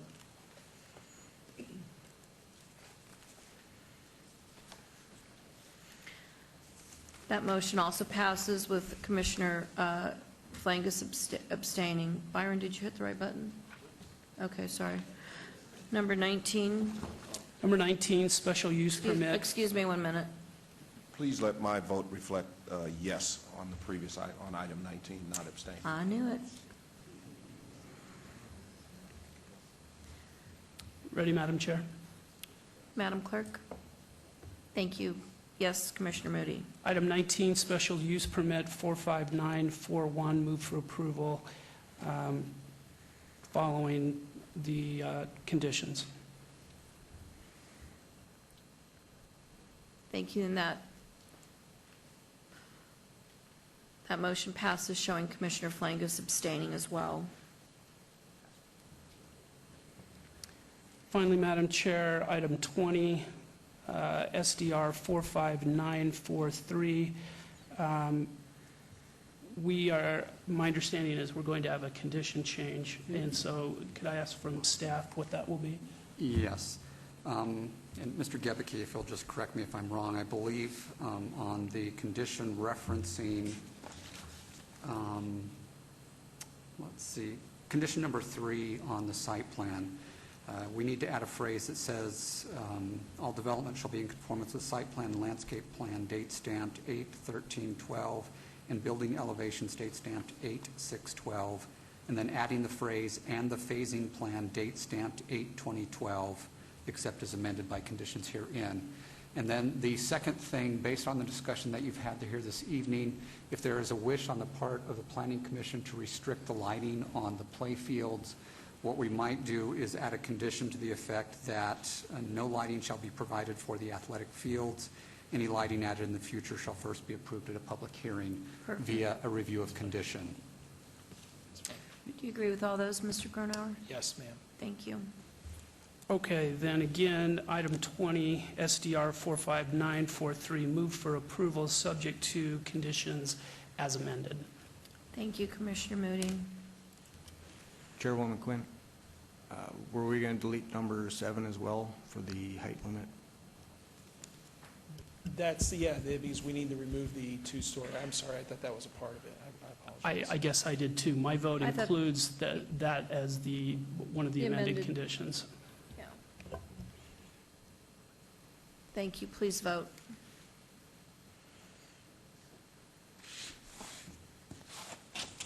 And that motion also passes, showing Commissioner Flangus abstaining. And thank you all for coming out this evening and making the trip over. Thank you, Mr. Gronauer. Thank you very much.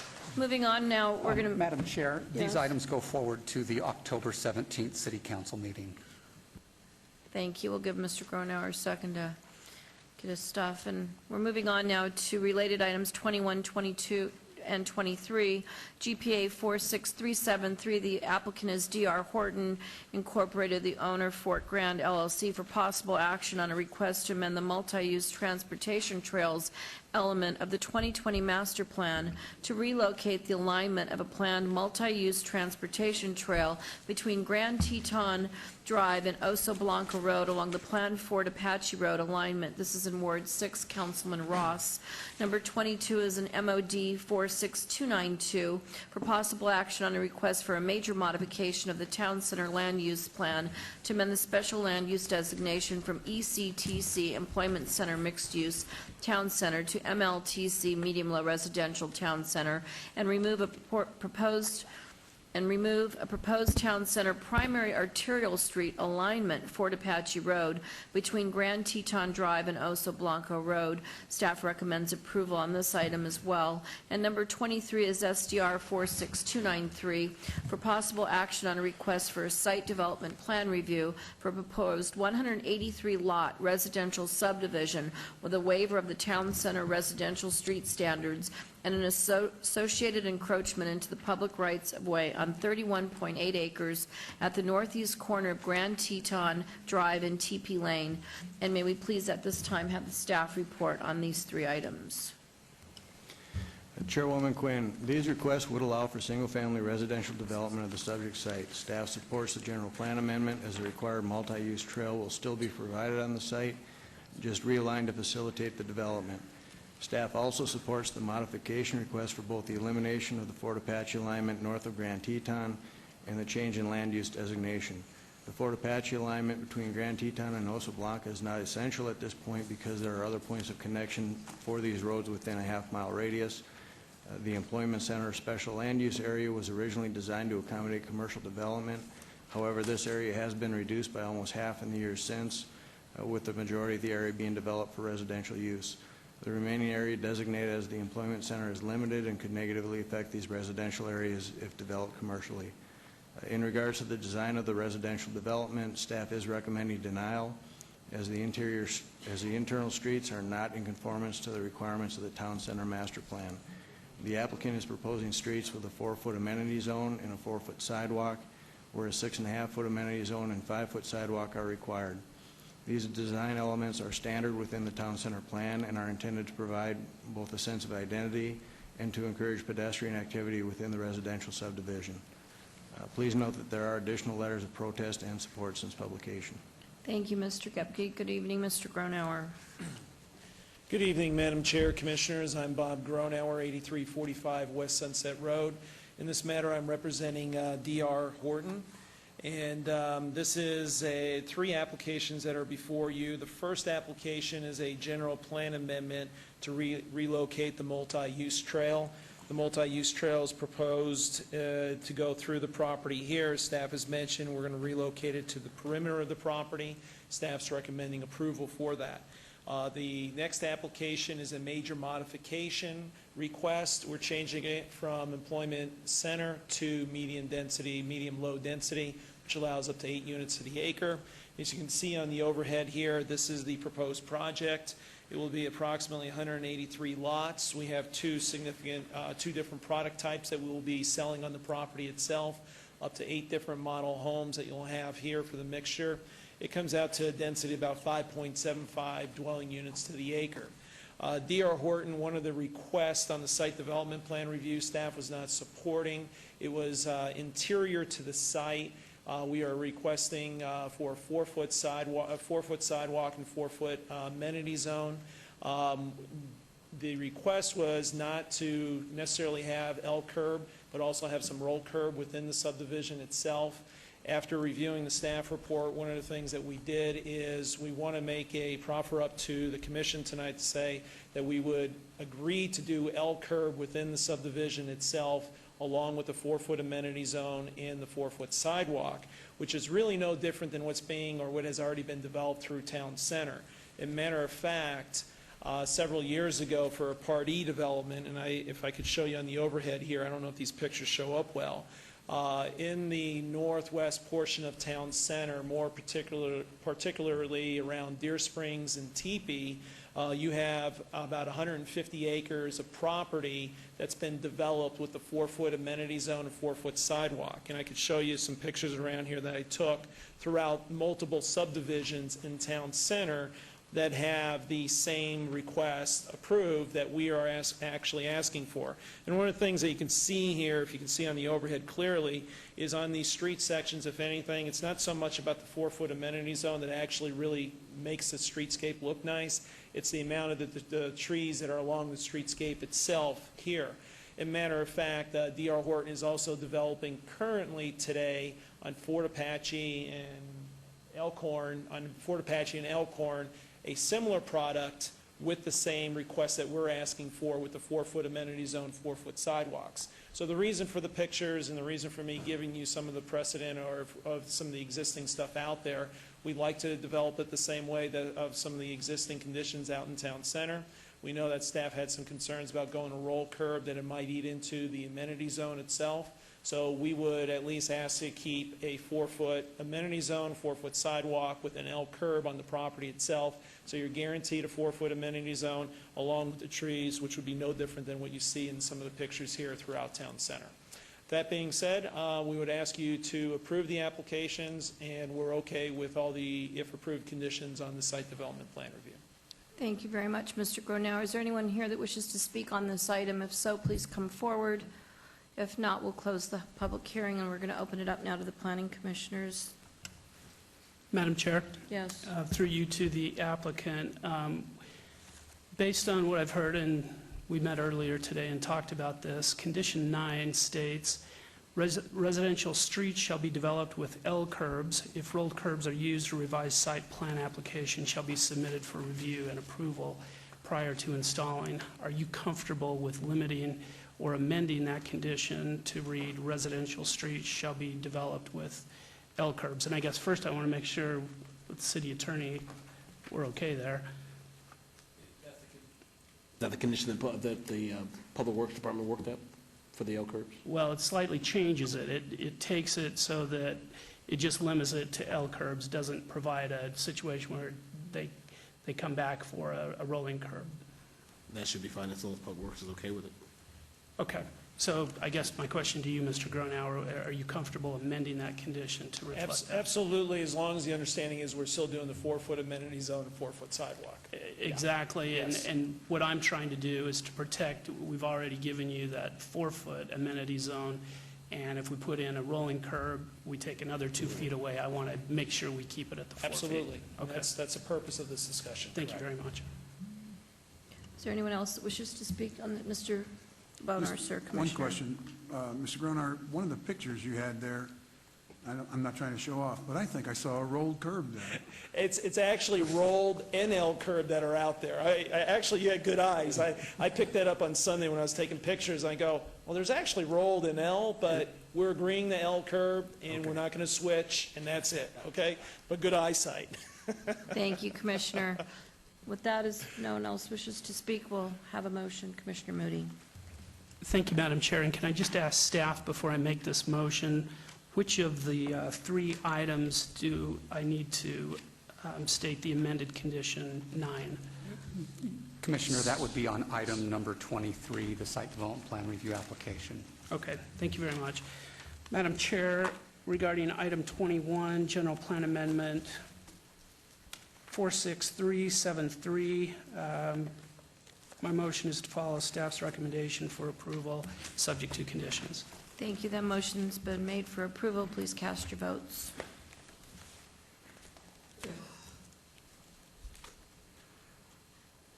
And that motion passes. Item 22, MOD 46292. My motion is to follow staff's recommendations for approval, subject to conditions. Thank you. That motion again is for approval. Please cast your votes. And that motion passes. And item 23, site development plan review 46293. Again, move to, well, not again, move for approval subject to conditions and specifically item or condition number 9 as amended. Thank you. That motion is for approval as amended, condition number 9. And that also passes. Thank you very much, and have a good night. Thank you, Mr. Gronauer. And Madam Chair, those items go forward to the October 17th City Council meeting.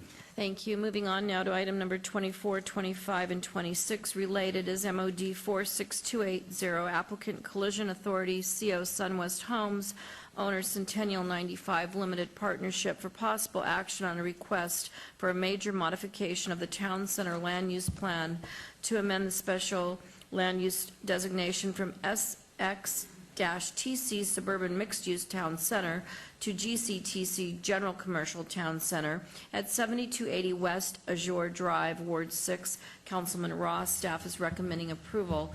The number 25 is SUP 46275 for possible action on a request for a special use permit for an auto body paint and body repair shop with a waiver to allow outside storage of wrecked or disabled vehicles. Staff again is recommending approval. Item number 26 is an SDR 46278 for possible action on a request for a site development plan review for an auto body paint and body repair shop with a waiver to allow a 0-foot landscape buffer along the north perimeter where a minimum 8-foot buffer is required. Staff is also recommending approval. May we please at this time have the staff report? Madam Chair, the parcel is currently an undeveloped portion of a one-lot commercial subdivision. The Phase 1 of the project will include a 40,223 square foot building, and Phase 2 will consist of a smaller 6,000 square foot building along the east side of the parcel. There are 2 waivers needed with this application. Staff does support both waivers. There is a waiver to allow the outside storage of the vehicles that are being repaired. Staff notes that the storage area will not be visible from the public right-of-way, as it will be screened by part of the building and a screening fence. Waivers also required for a 0-foot north perimeter landscape buffer. This buffer occurs between the subject site and a power substation, and staff finds that we can support that application. Please note we do have a change to amend condition number 4 to read as follows. All development shall be in conformance with the site plan, phasing plan, and landscape plan, date stamped 8/14/12, and building elevations, date stamped 8/10/12, except as amended by conditions herein. Thank you, Mr. Rankin. Good evening, applicant. Hello, my name is Joe Gorder with RHS Management, 2810 West Charleston, Las Vegas Boulevard, Las Vegas, Nevada. As staff has indicated, we have 3 items before you today. The first one is for a modification to change this to a commercial zoning. There's already commercial zoning relevant all the way around this. There's commercial to the shopping center, which exists to the east. There's also 2 auto dealerships that are existing today that are also zoned commercial to the west. The property next door, which is vacant, is also planned for a future auto dealership. Behind this is an NV Energy substation. Then there's also a mini storage just across the way that butts the corner of the property. For those reasons, we feel, and I think staff concurred, that a change to commercial zoning was in line to kind of meet the progression of zoning in this area.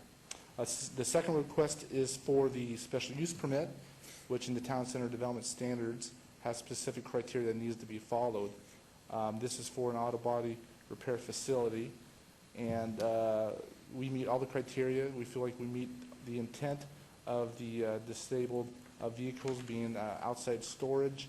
It should be noted that the criteria for a special use permit for a major auto body or auto repair shop or a minor repair shop both allow vehicles to be stored outside in a screened area.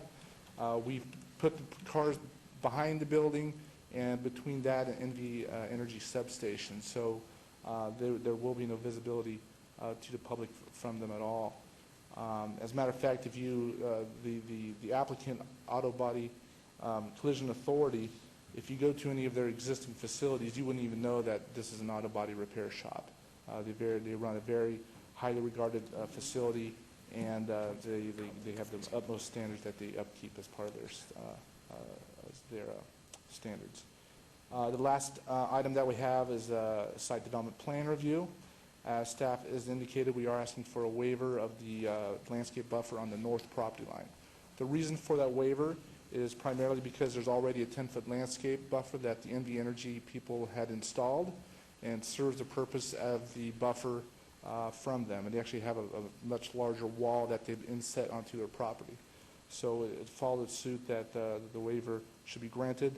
And the landscaping that we did put, we actually put landscaping along our east property line to create even more buffer from the retail establishment.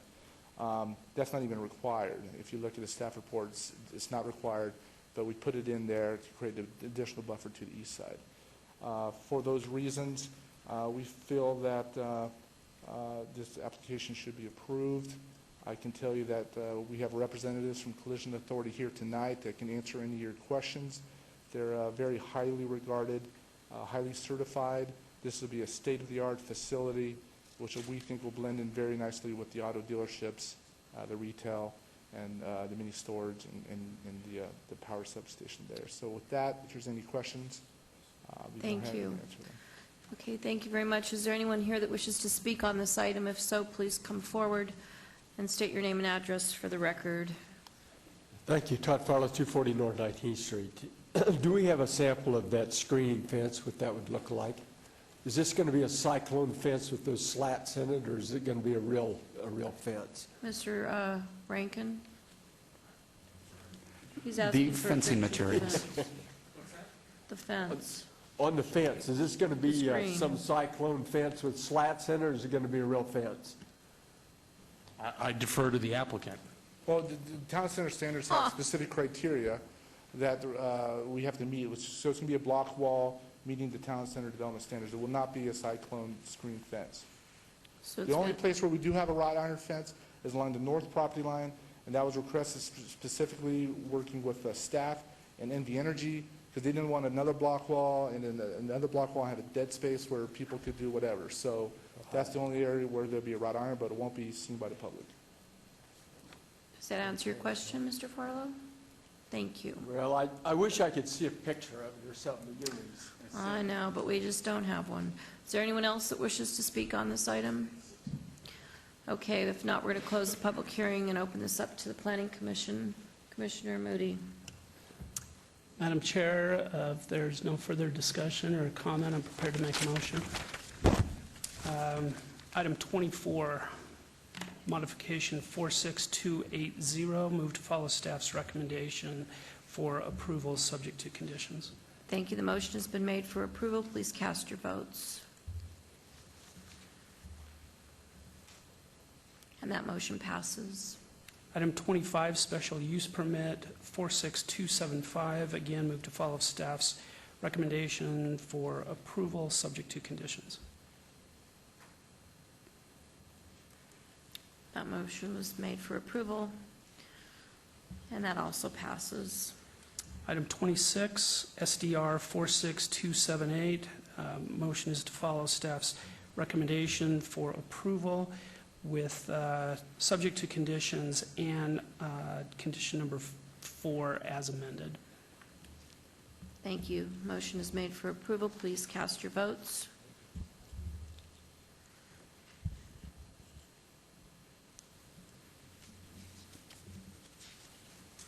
And that also passes.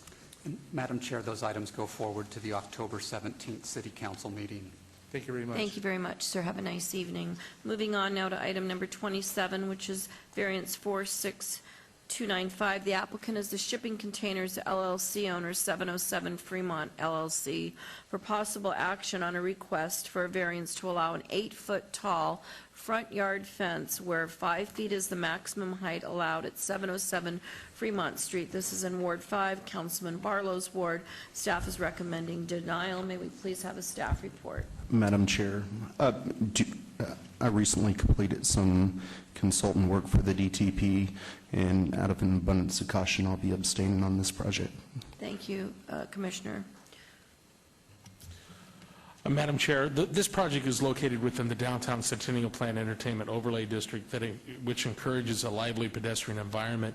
Staff is recommending denial of this request as the proposed design is not appropriate for the downtown entertainment overlay district.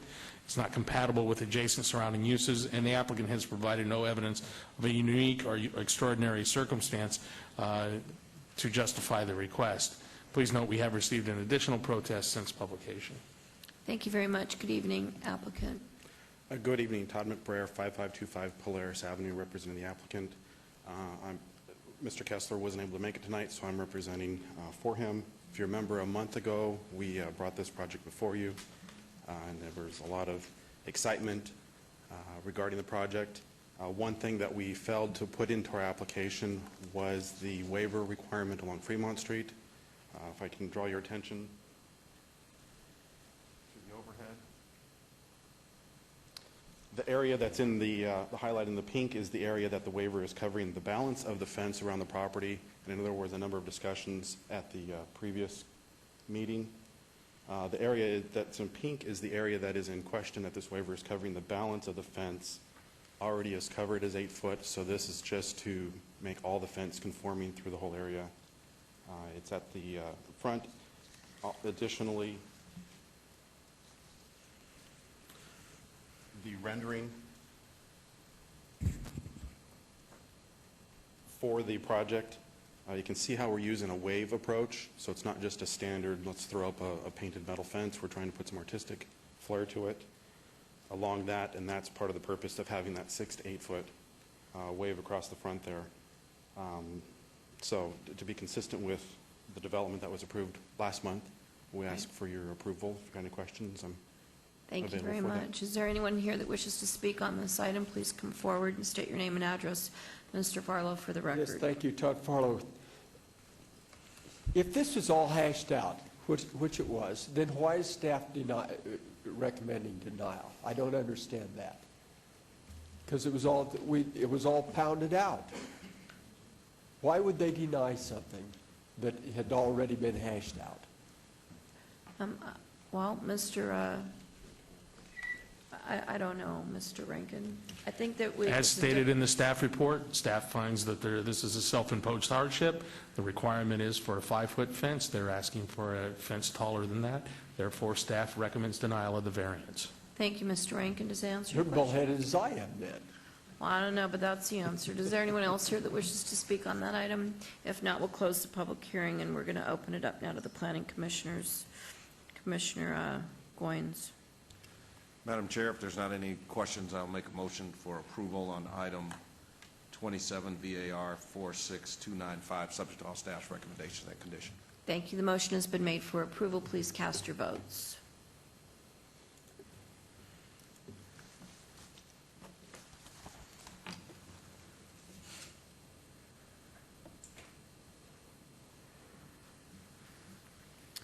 And that motion passes, showing Commissioner Schlossman did abstain. Thank you very much. Thank you again for your support. Madam Chair, that item goes forward to the October 17th City Council meeting. Moving on to item number 28, it's SUP 46246. The applicant is Money Tree Incorporated. The owner is Rainbow Vista LLC et al. For possible action on a request for a special use permit for proposed auto loan use in conjunction with an existing financial institution specified with waivers to allow distance separations of 65 feet from a residentially zoned property where 200 feet is required, 155 feet from an existing similar use where 1,000 feet is required, 24-hour operations where hours of operation from 8 a.m. to 11 p.m. are allowed, and window signage with text and neon where such is not permitted at 6700 West Charleston Boulevard, Suite Number A, Councilwoman Tarkanian's ward. Staff is recommending denial. Staff. Madam Chair, the existing use for the financial institution specified is legally nonconforming and has been in operation prior to the requirements of a special use permit. The addition of the auto title loan use requires the existing establishment to meet the minimum special use permit requirements. Proposed auto title loan use with 4 waivers is not harmonious, nor is it compatible with the surrounding uses, and as such, staff recommends denial. If the application is denied, the idle title loan use will not be allowed, and the existing financial institution specified may continue to operate at this location. Please note we have received additional protests since publication. Thank you, Mr. Rankin. Good evening, applicant. Good evening, Jennifer Roberts of Lionel Sawyer and Collins, 300 South 4th Street, appearing on behalf of the applicant Money Tree. As noted, this is an application for a special use permit with waivers to allow the existing business to add an additional product that is already offered at many of the other Money Tree locations in the city of Las Vegas and Clark County. This location has been in business since 1999 and is located at the major commercial intersection of Charleston and Rainbow.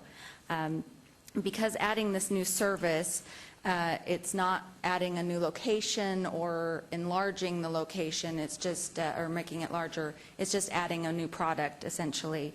Distance waivers are required. The nearest residential is separated by a commercial property as well as Lorenzi Street.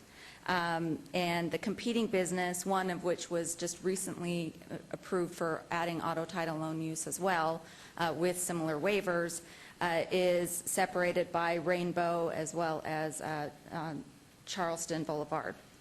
The reason for the waiver of the hours of operation is because, as staff noted, this was a grandfathered location. It existed even before there was a special use permit required for financial institutions specified and had those hours of operation limitations. So we're asking that if this product is allowed to be offered, in addition to the existing products offered, that it not be limited to the 8 to 11, but that it be consistent with their current hours of operation, which is 24 hours, which is grandfathered. The reason for the waiver on the signage, again, because it was grandfathered, the existing signage, which I have a photo of right here, the open sign that's in neon would not be permitted, as well as the signage with text.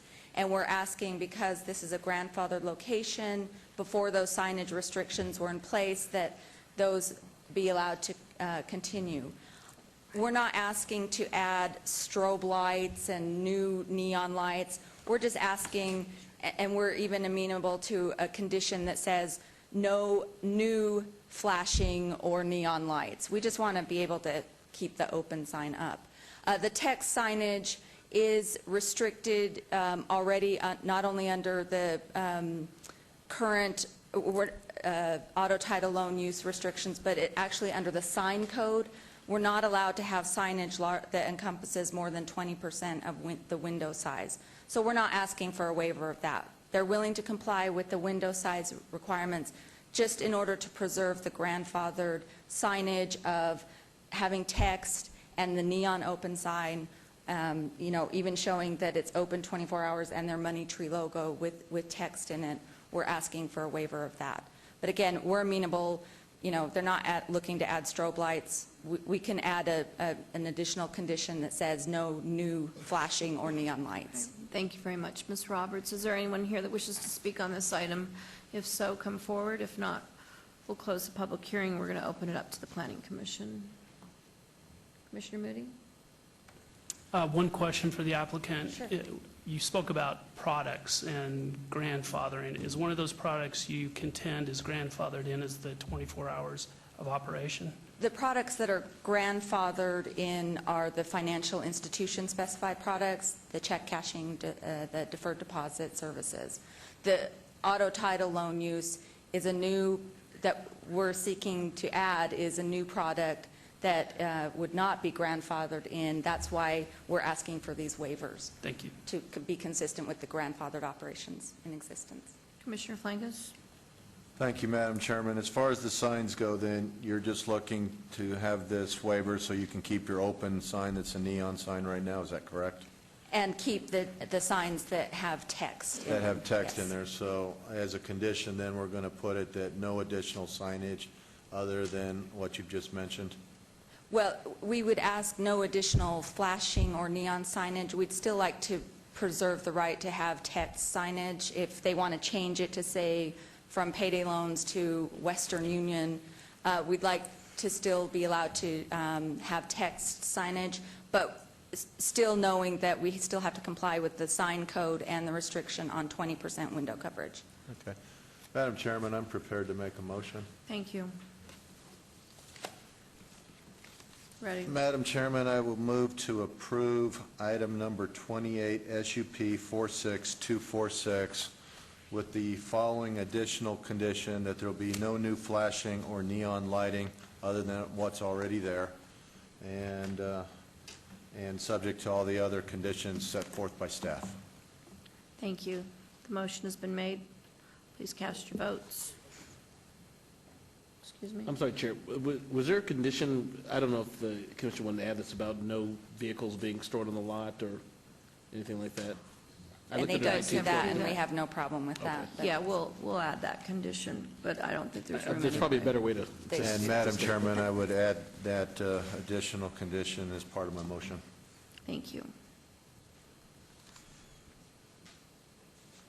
And that motion passes, showing, that motion passes. Thank you. Thank you so much. Madam Chair, that item goes forward to the October 17th City Council meeting. Thank you. Moving on now to item number 30, SUP 46297. The applicant is Phantom Entertainment LLC, owner FAC Holdings, Wairula LLC, for possible action on a request for a special use permit for a proposed liquor establishment, tavern, and nightclub with waivers to allow a 0-foot distance separation from a very similar use at 1,240-foot distance separation from a church, and a 1,340-foot distance separation from a school, where 1,500 feet is required at 450 East Fremont Street, Councilman Barlow's ward. May we please have the staff report, and staff is recommending approval. Chairwoman Quinn, this request would allow for the conversion of the third floor of the Neonopolis structure, previously operated as movie theaters, into a series of theme bars and nightclubs. Waivers of the required distance separation are required, but are appropriate for this area of the downtown Centennial Plan, which is central to both the Fremont Street experience and the Fremont East Entertainment District. Staff is recommending approval. Please note that there are additional letters of protest and support since publication. Thank you. Good evening. How are you? Good evening, Madam Chair. And Madam Chair, before we start, I apologize for interrupting you, That's sir. okay. On item number 30, my law firm has represented a client that was in litigation against the applicant, and so therefore, out of an abundance of caution, I will be abstaining. Okay, thank you, Commissioner Flangus. Good evening, sir. Good evening. Jim DeFiore with DeFiore Consulting at 8550 West Charleston, representing the applicant for this item.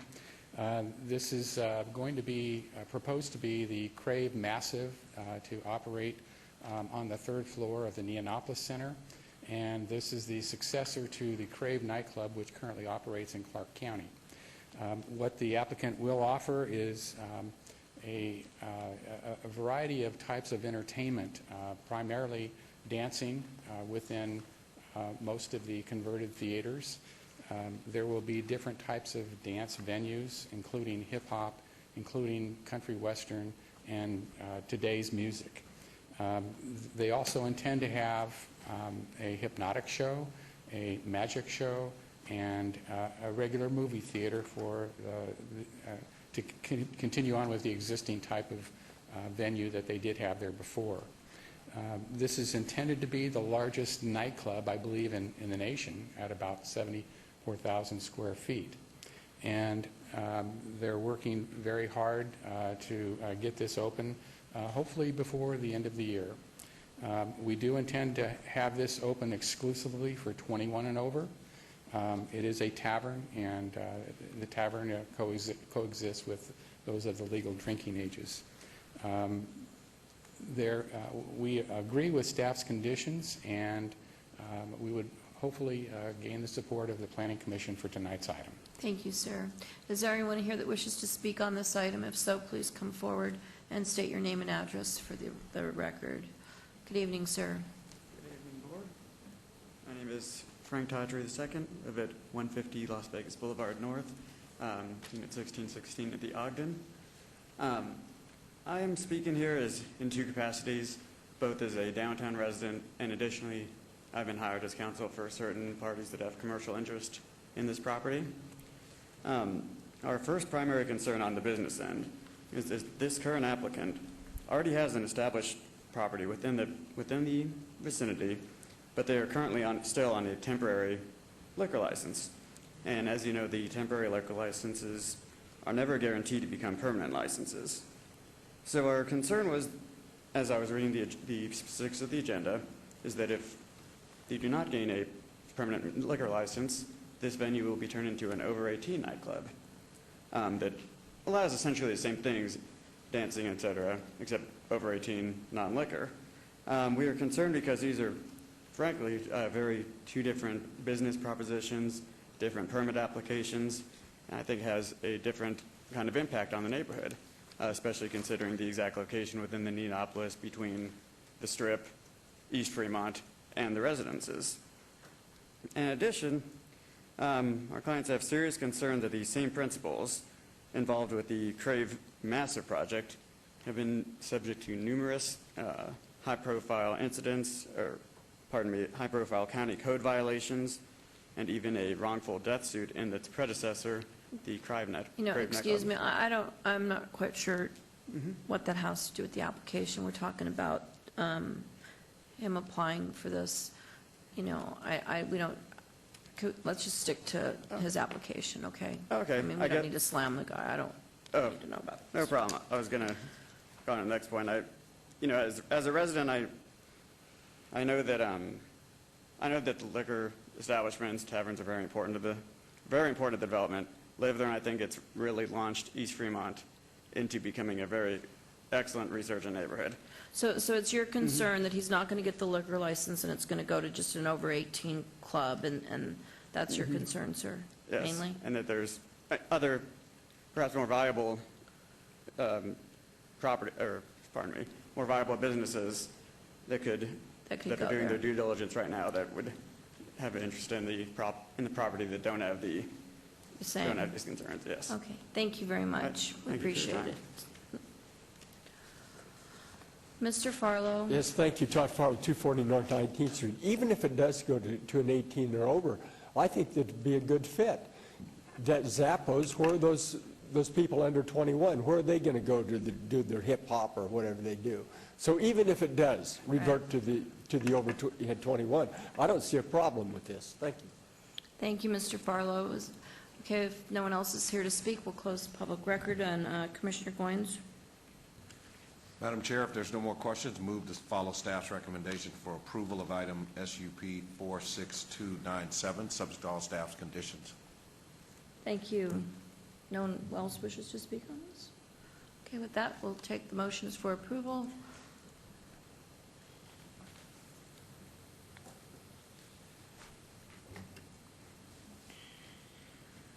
And that motion passes with Mr. Flangus abstaining this evening. Have a nice evening, sir. Thank you very much, Commissioner. Moving on to... Madam Chair, that item goes forward to the October 17th City Council meeting. Moving on to item number 31, SUP 46300. The applicant is Rapid Cash, owner 4343 North Rancho Drive, LLC, for possible action on a request for a major amendment of an approved special use permit to allow a waiver for a 24 operation at an existing auto title loan establishment where hours of operation from 8 a.m. to 11 p.m. are allowed at 4343 North Rancho. Staff is recommending denial. This is in suite number 150.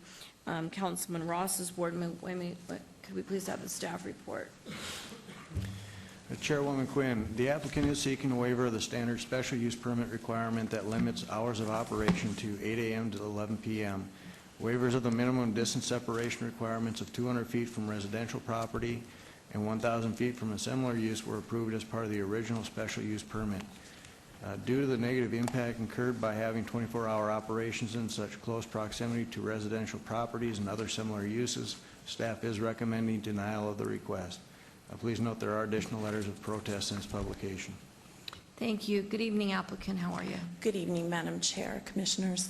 Wendy Whitaker, 9108 Vista Greens Way, on behalf of the applicant this evening.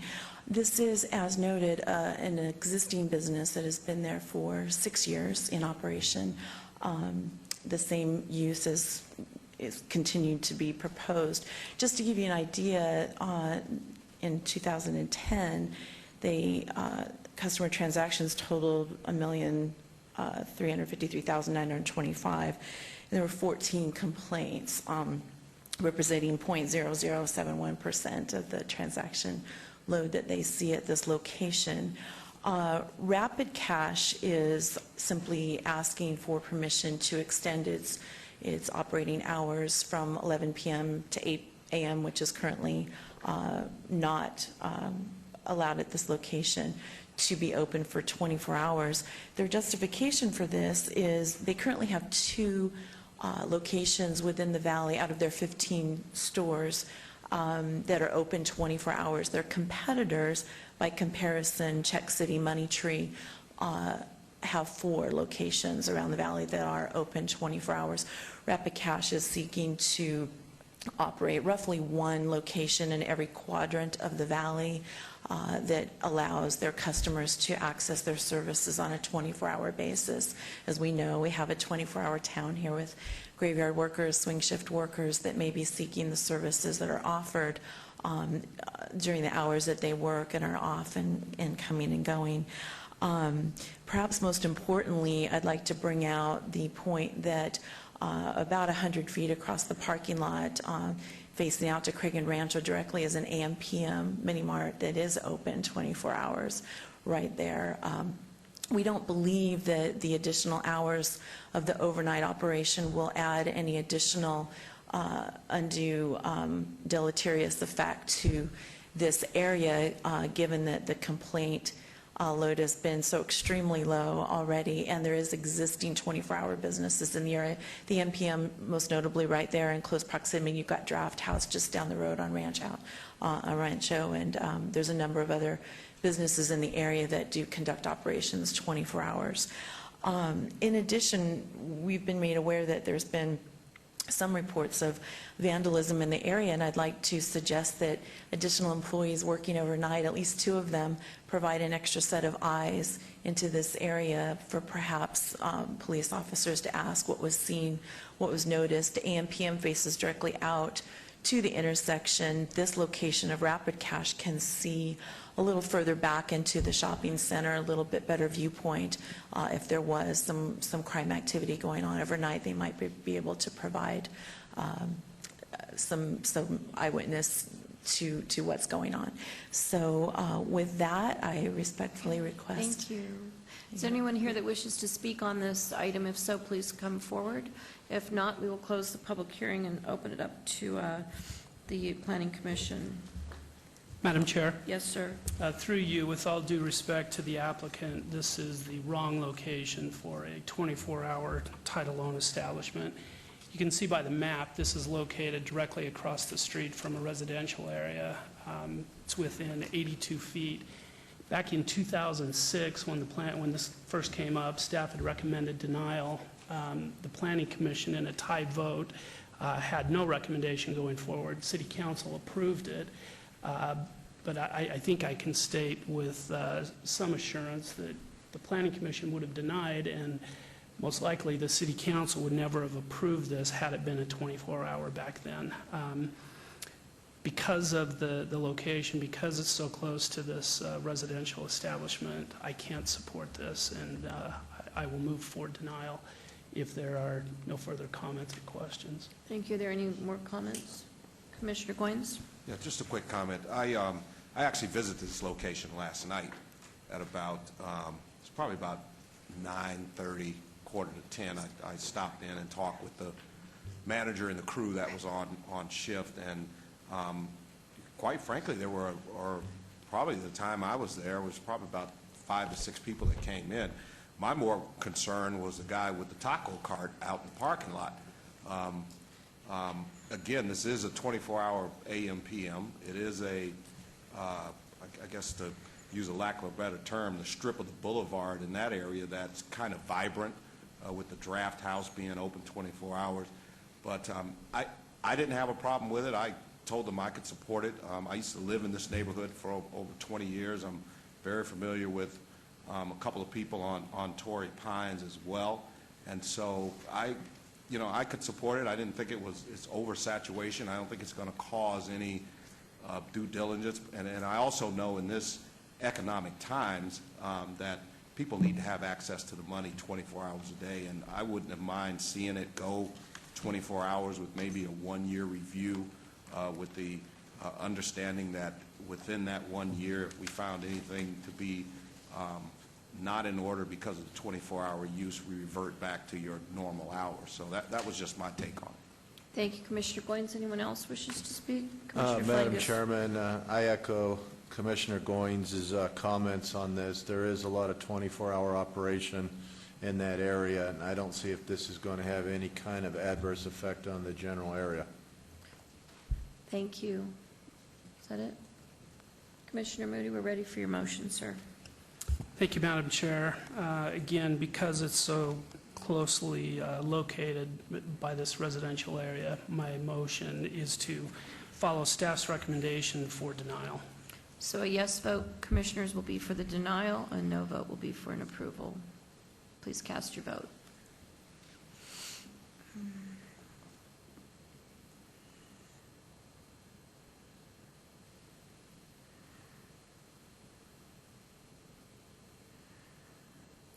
And that motion passes the denial, correct? Correct. And Madam Chair, that item is final action in the absence of an appeal within 10 days. Thank you. Thank you, Commissioners. Moving on now to Director's Business, which is text amendment 45686. Applicant owner is the City of Las Vegas for discussion and possible action to amend LVMC 19.16.030 related to a general plan amendment by clarifying public hearing notification requirements for various types of general plan amendment applications and to provide for other related matters. May we please have at the staff report now, and staff is recommending approval on this text amendment. Madam Chair, this, as stated, just clarifies when public hearing notices for general plan amendments are required. We have general plan amendments for our elements in our master plan. We advertise those through the newspaper. It would be impractical for us to send a public hearing notice to every citizen of the City of Las Vegas to notify them of a change to our elements and our overall master plan. However, it does also clarify that when a general plan amendment affects a property or a group of properties, that we do notice those items directly on those. And we do seek approval on this item. Thank you very much. Is there anyone here that wishes to speak on this item? Mr. Farlow. Thank you. Todd Farlow, 240 North 19th Street. I don't have a computer in that, but is all of this on the website? Can people find this on the website? They can. Thank you. Yeah, thank you, Mr. Farlow. We'll close the public hearing and open this up now for the commissioners to discuss or make a possible motion. For staff, does this provide more notification for the residents of the City of Las Vegas or less? It provides the same as it currently is. It just clarifies under what circumstances we notify. So it's the same as we've been practicing in the past with our notification. Items that don't affect properties directly, we notify through the agenda process, the internet, and through posting in the newspaper. And those that do affect properties, we notify 1,000 feet from the affected area. Okay, so that typical notice will still go out, right? Correct. That typical notice still goes out. Nothing I just, changes. We just clarify there are what people we do. that don't have access to the internet that do get those cards. They will still get them. I find them actually very helpful. But so, if there are no other questions, Ready for a motion, Mr. I'll move to Commissioner? follow staff's recommendation for approval. Thank you. The motion's been made for approval. Please cast your votes.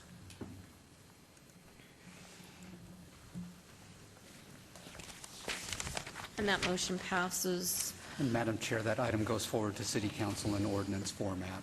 We're now at citizens' participation. Public comment during this portion of the agenda must be limited to matters within the jurisdiction of the Planning Commission.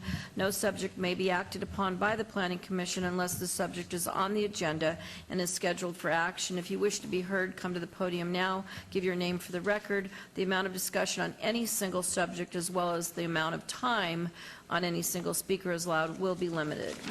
Does anybody wish to say anything before we say goodnight?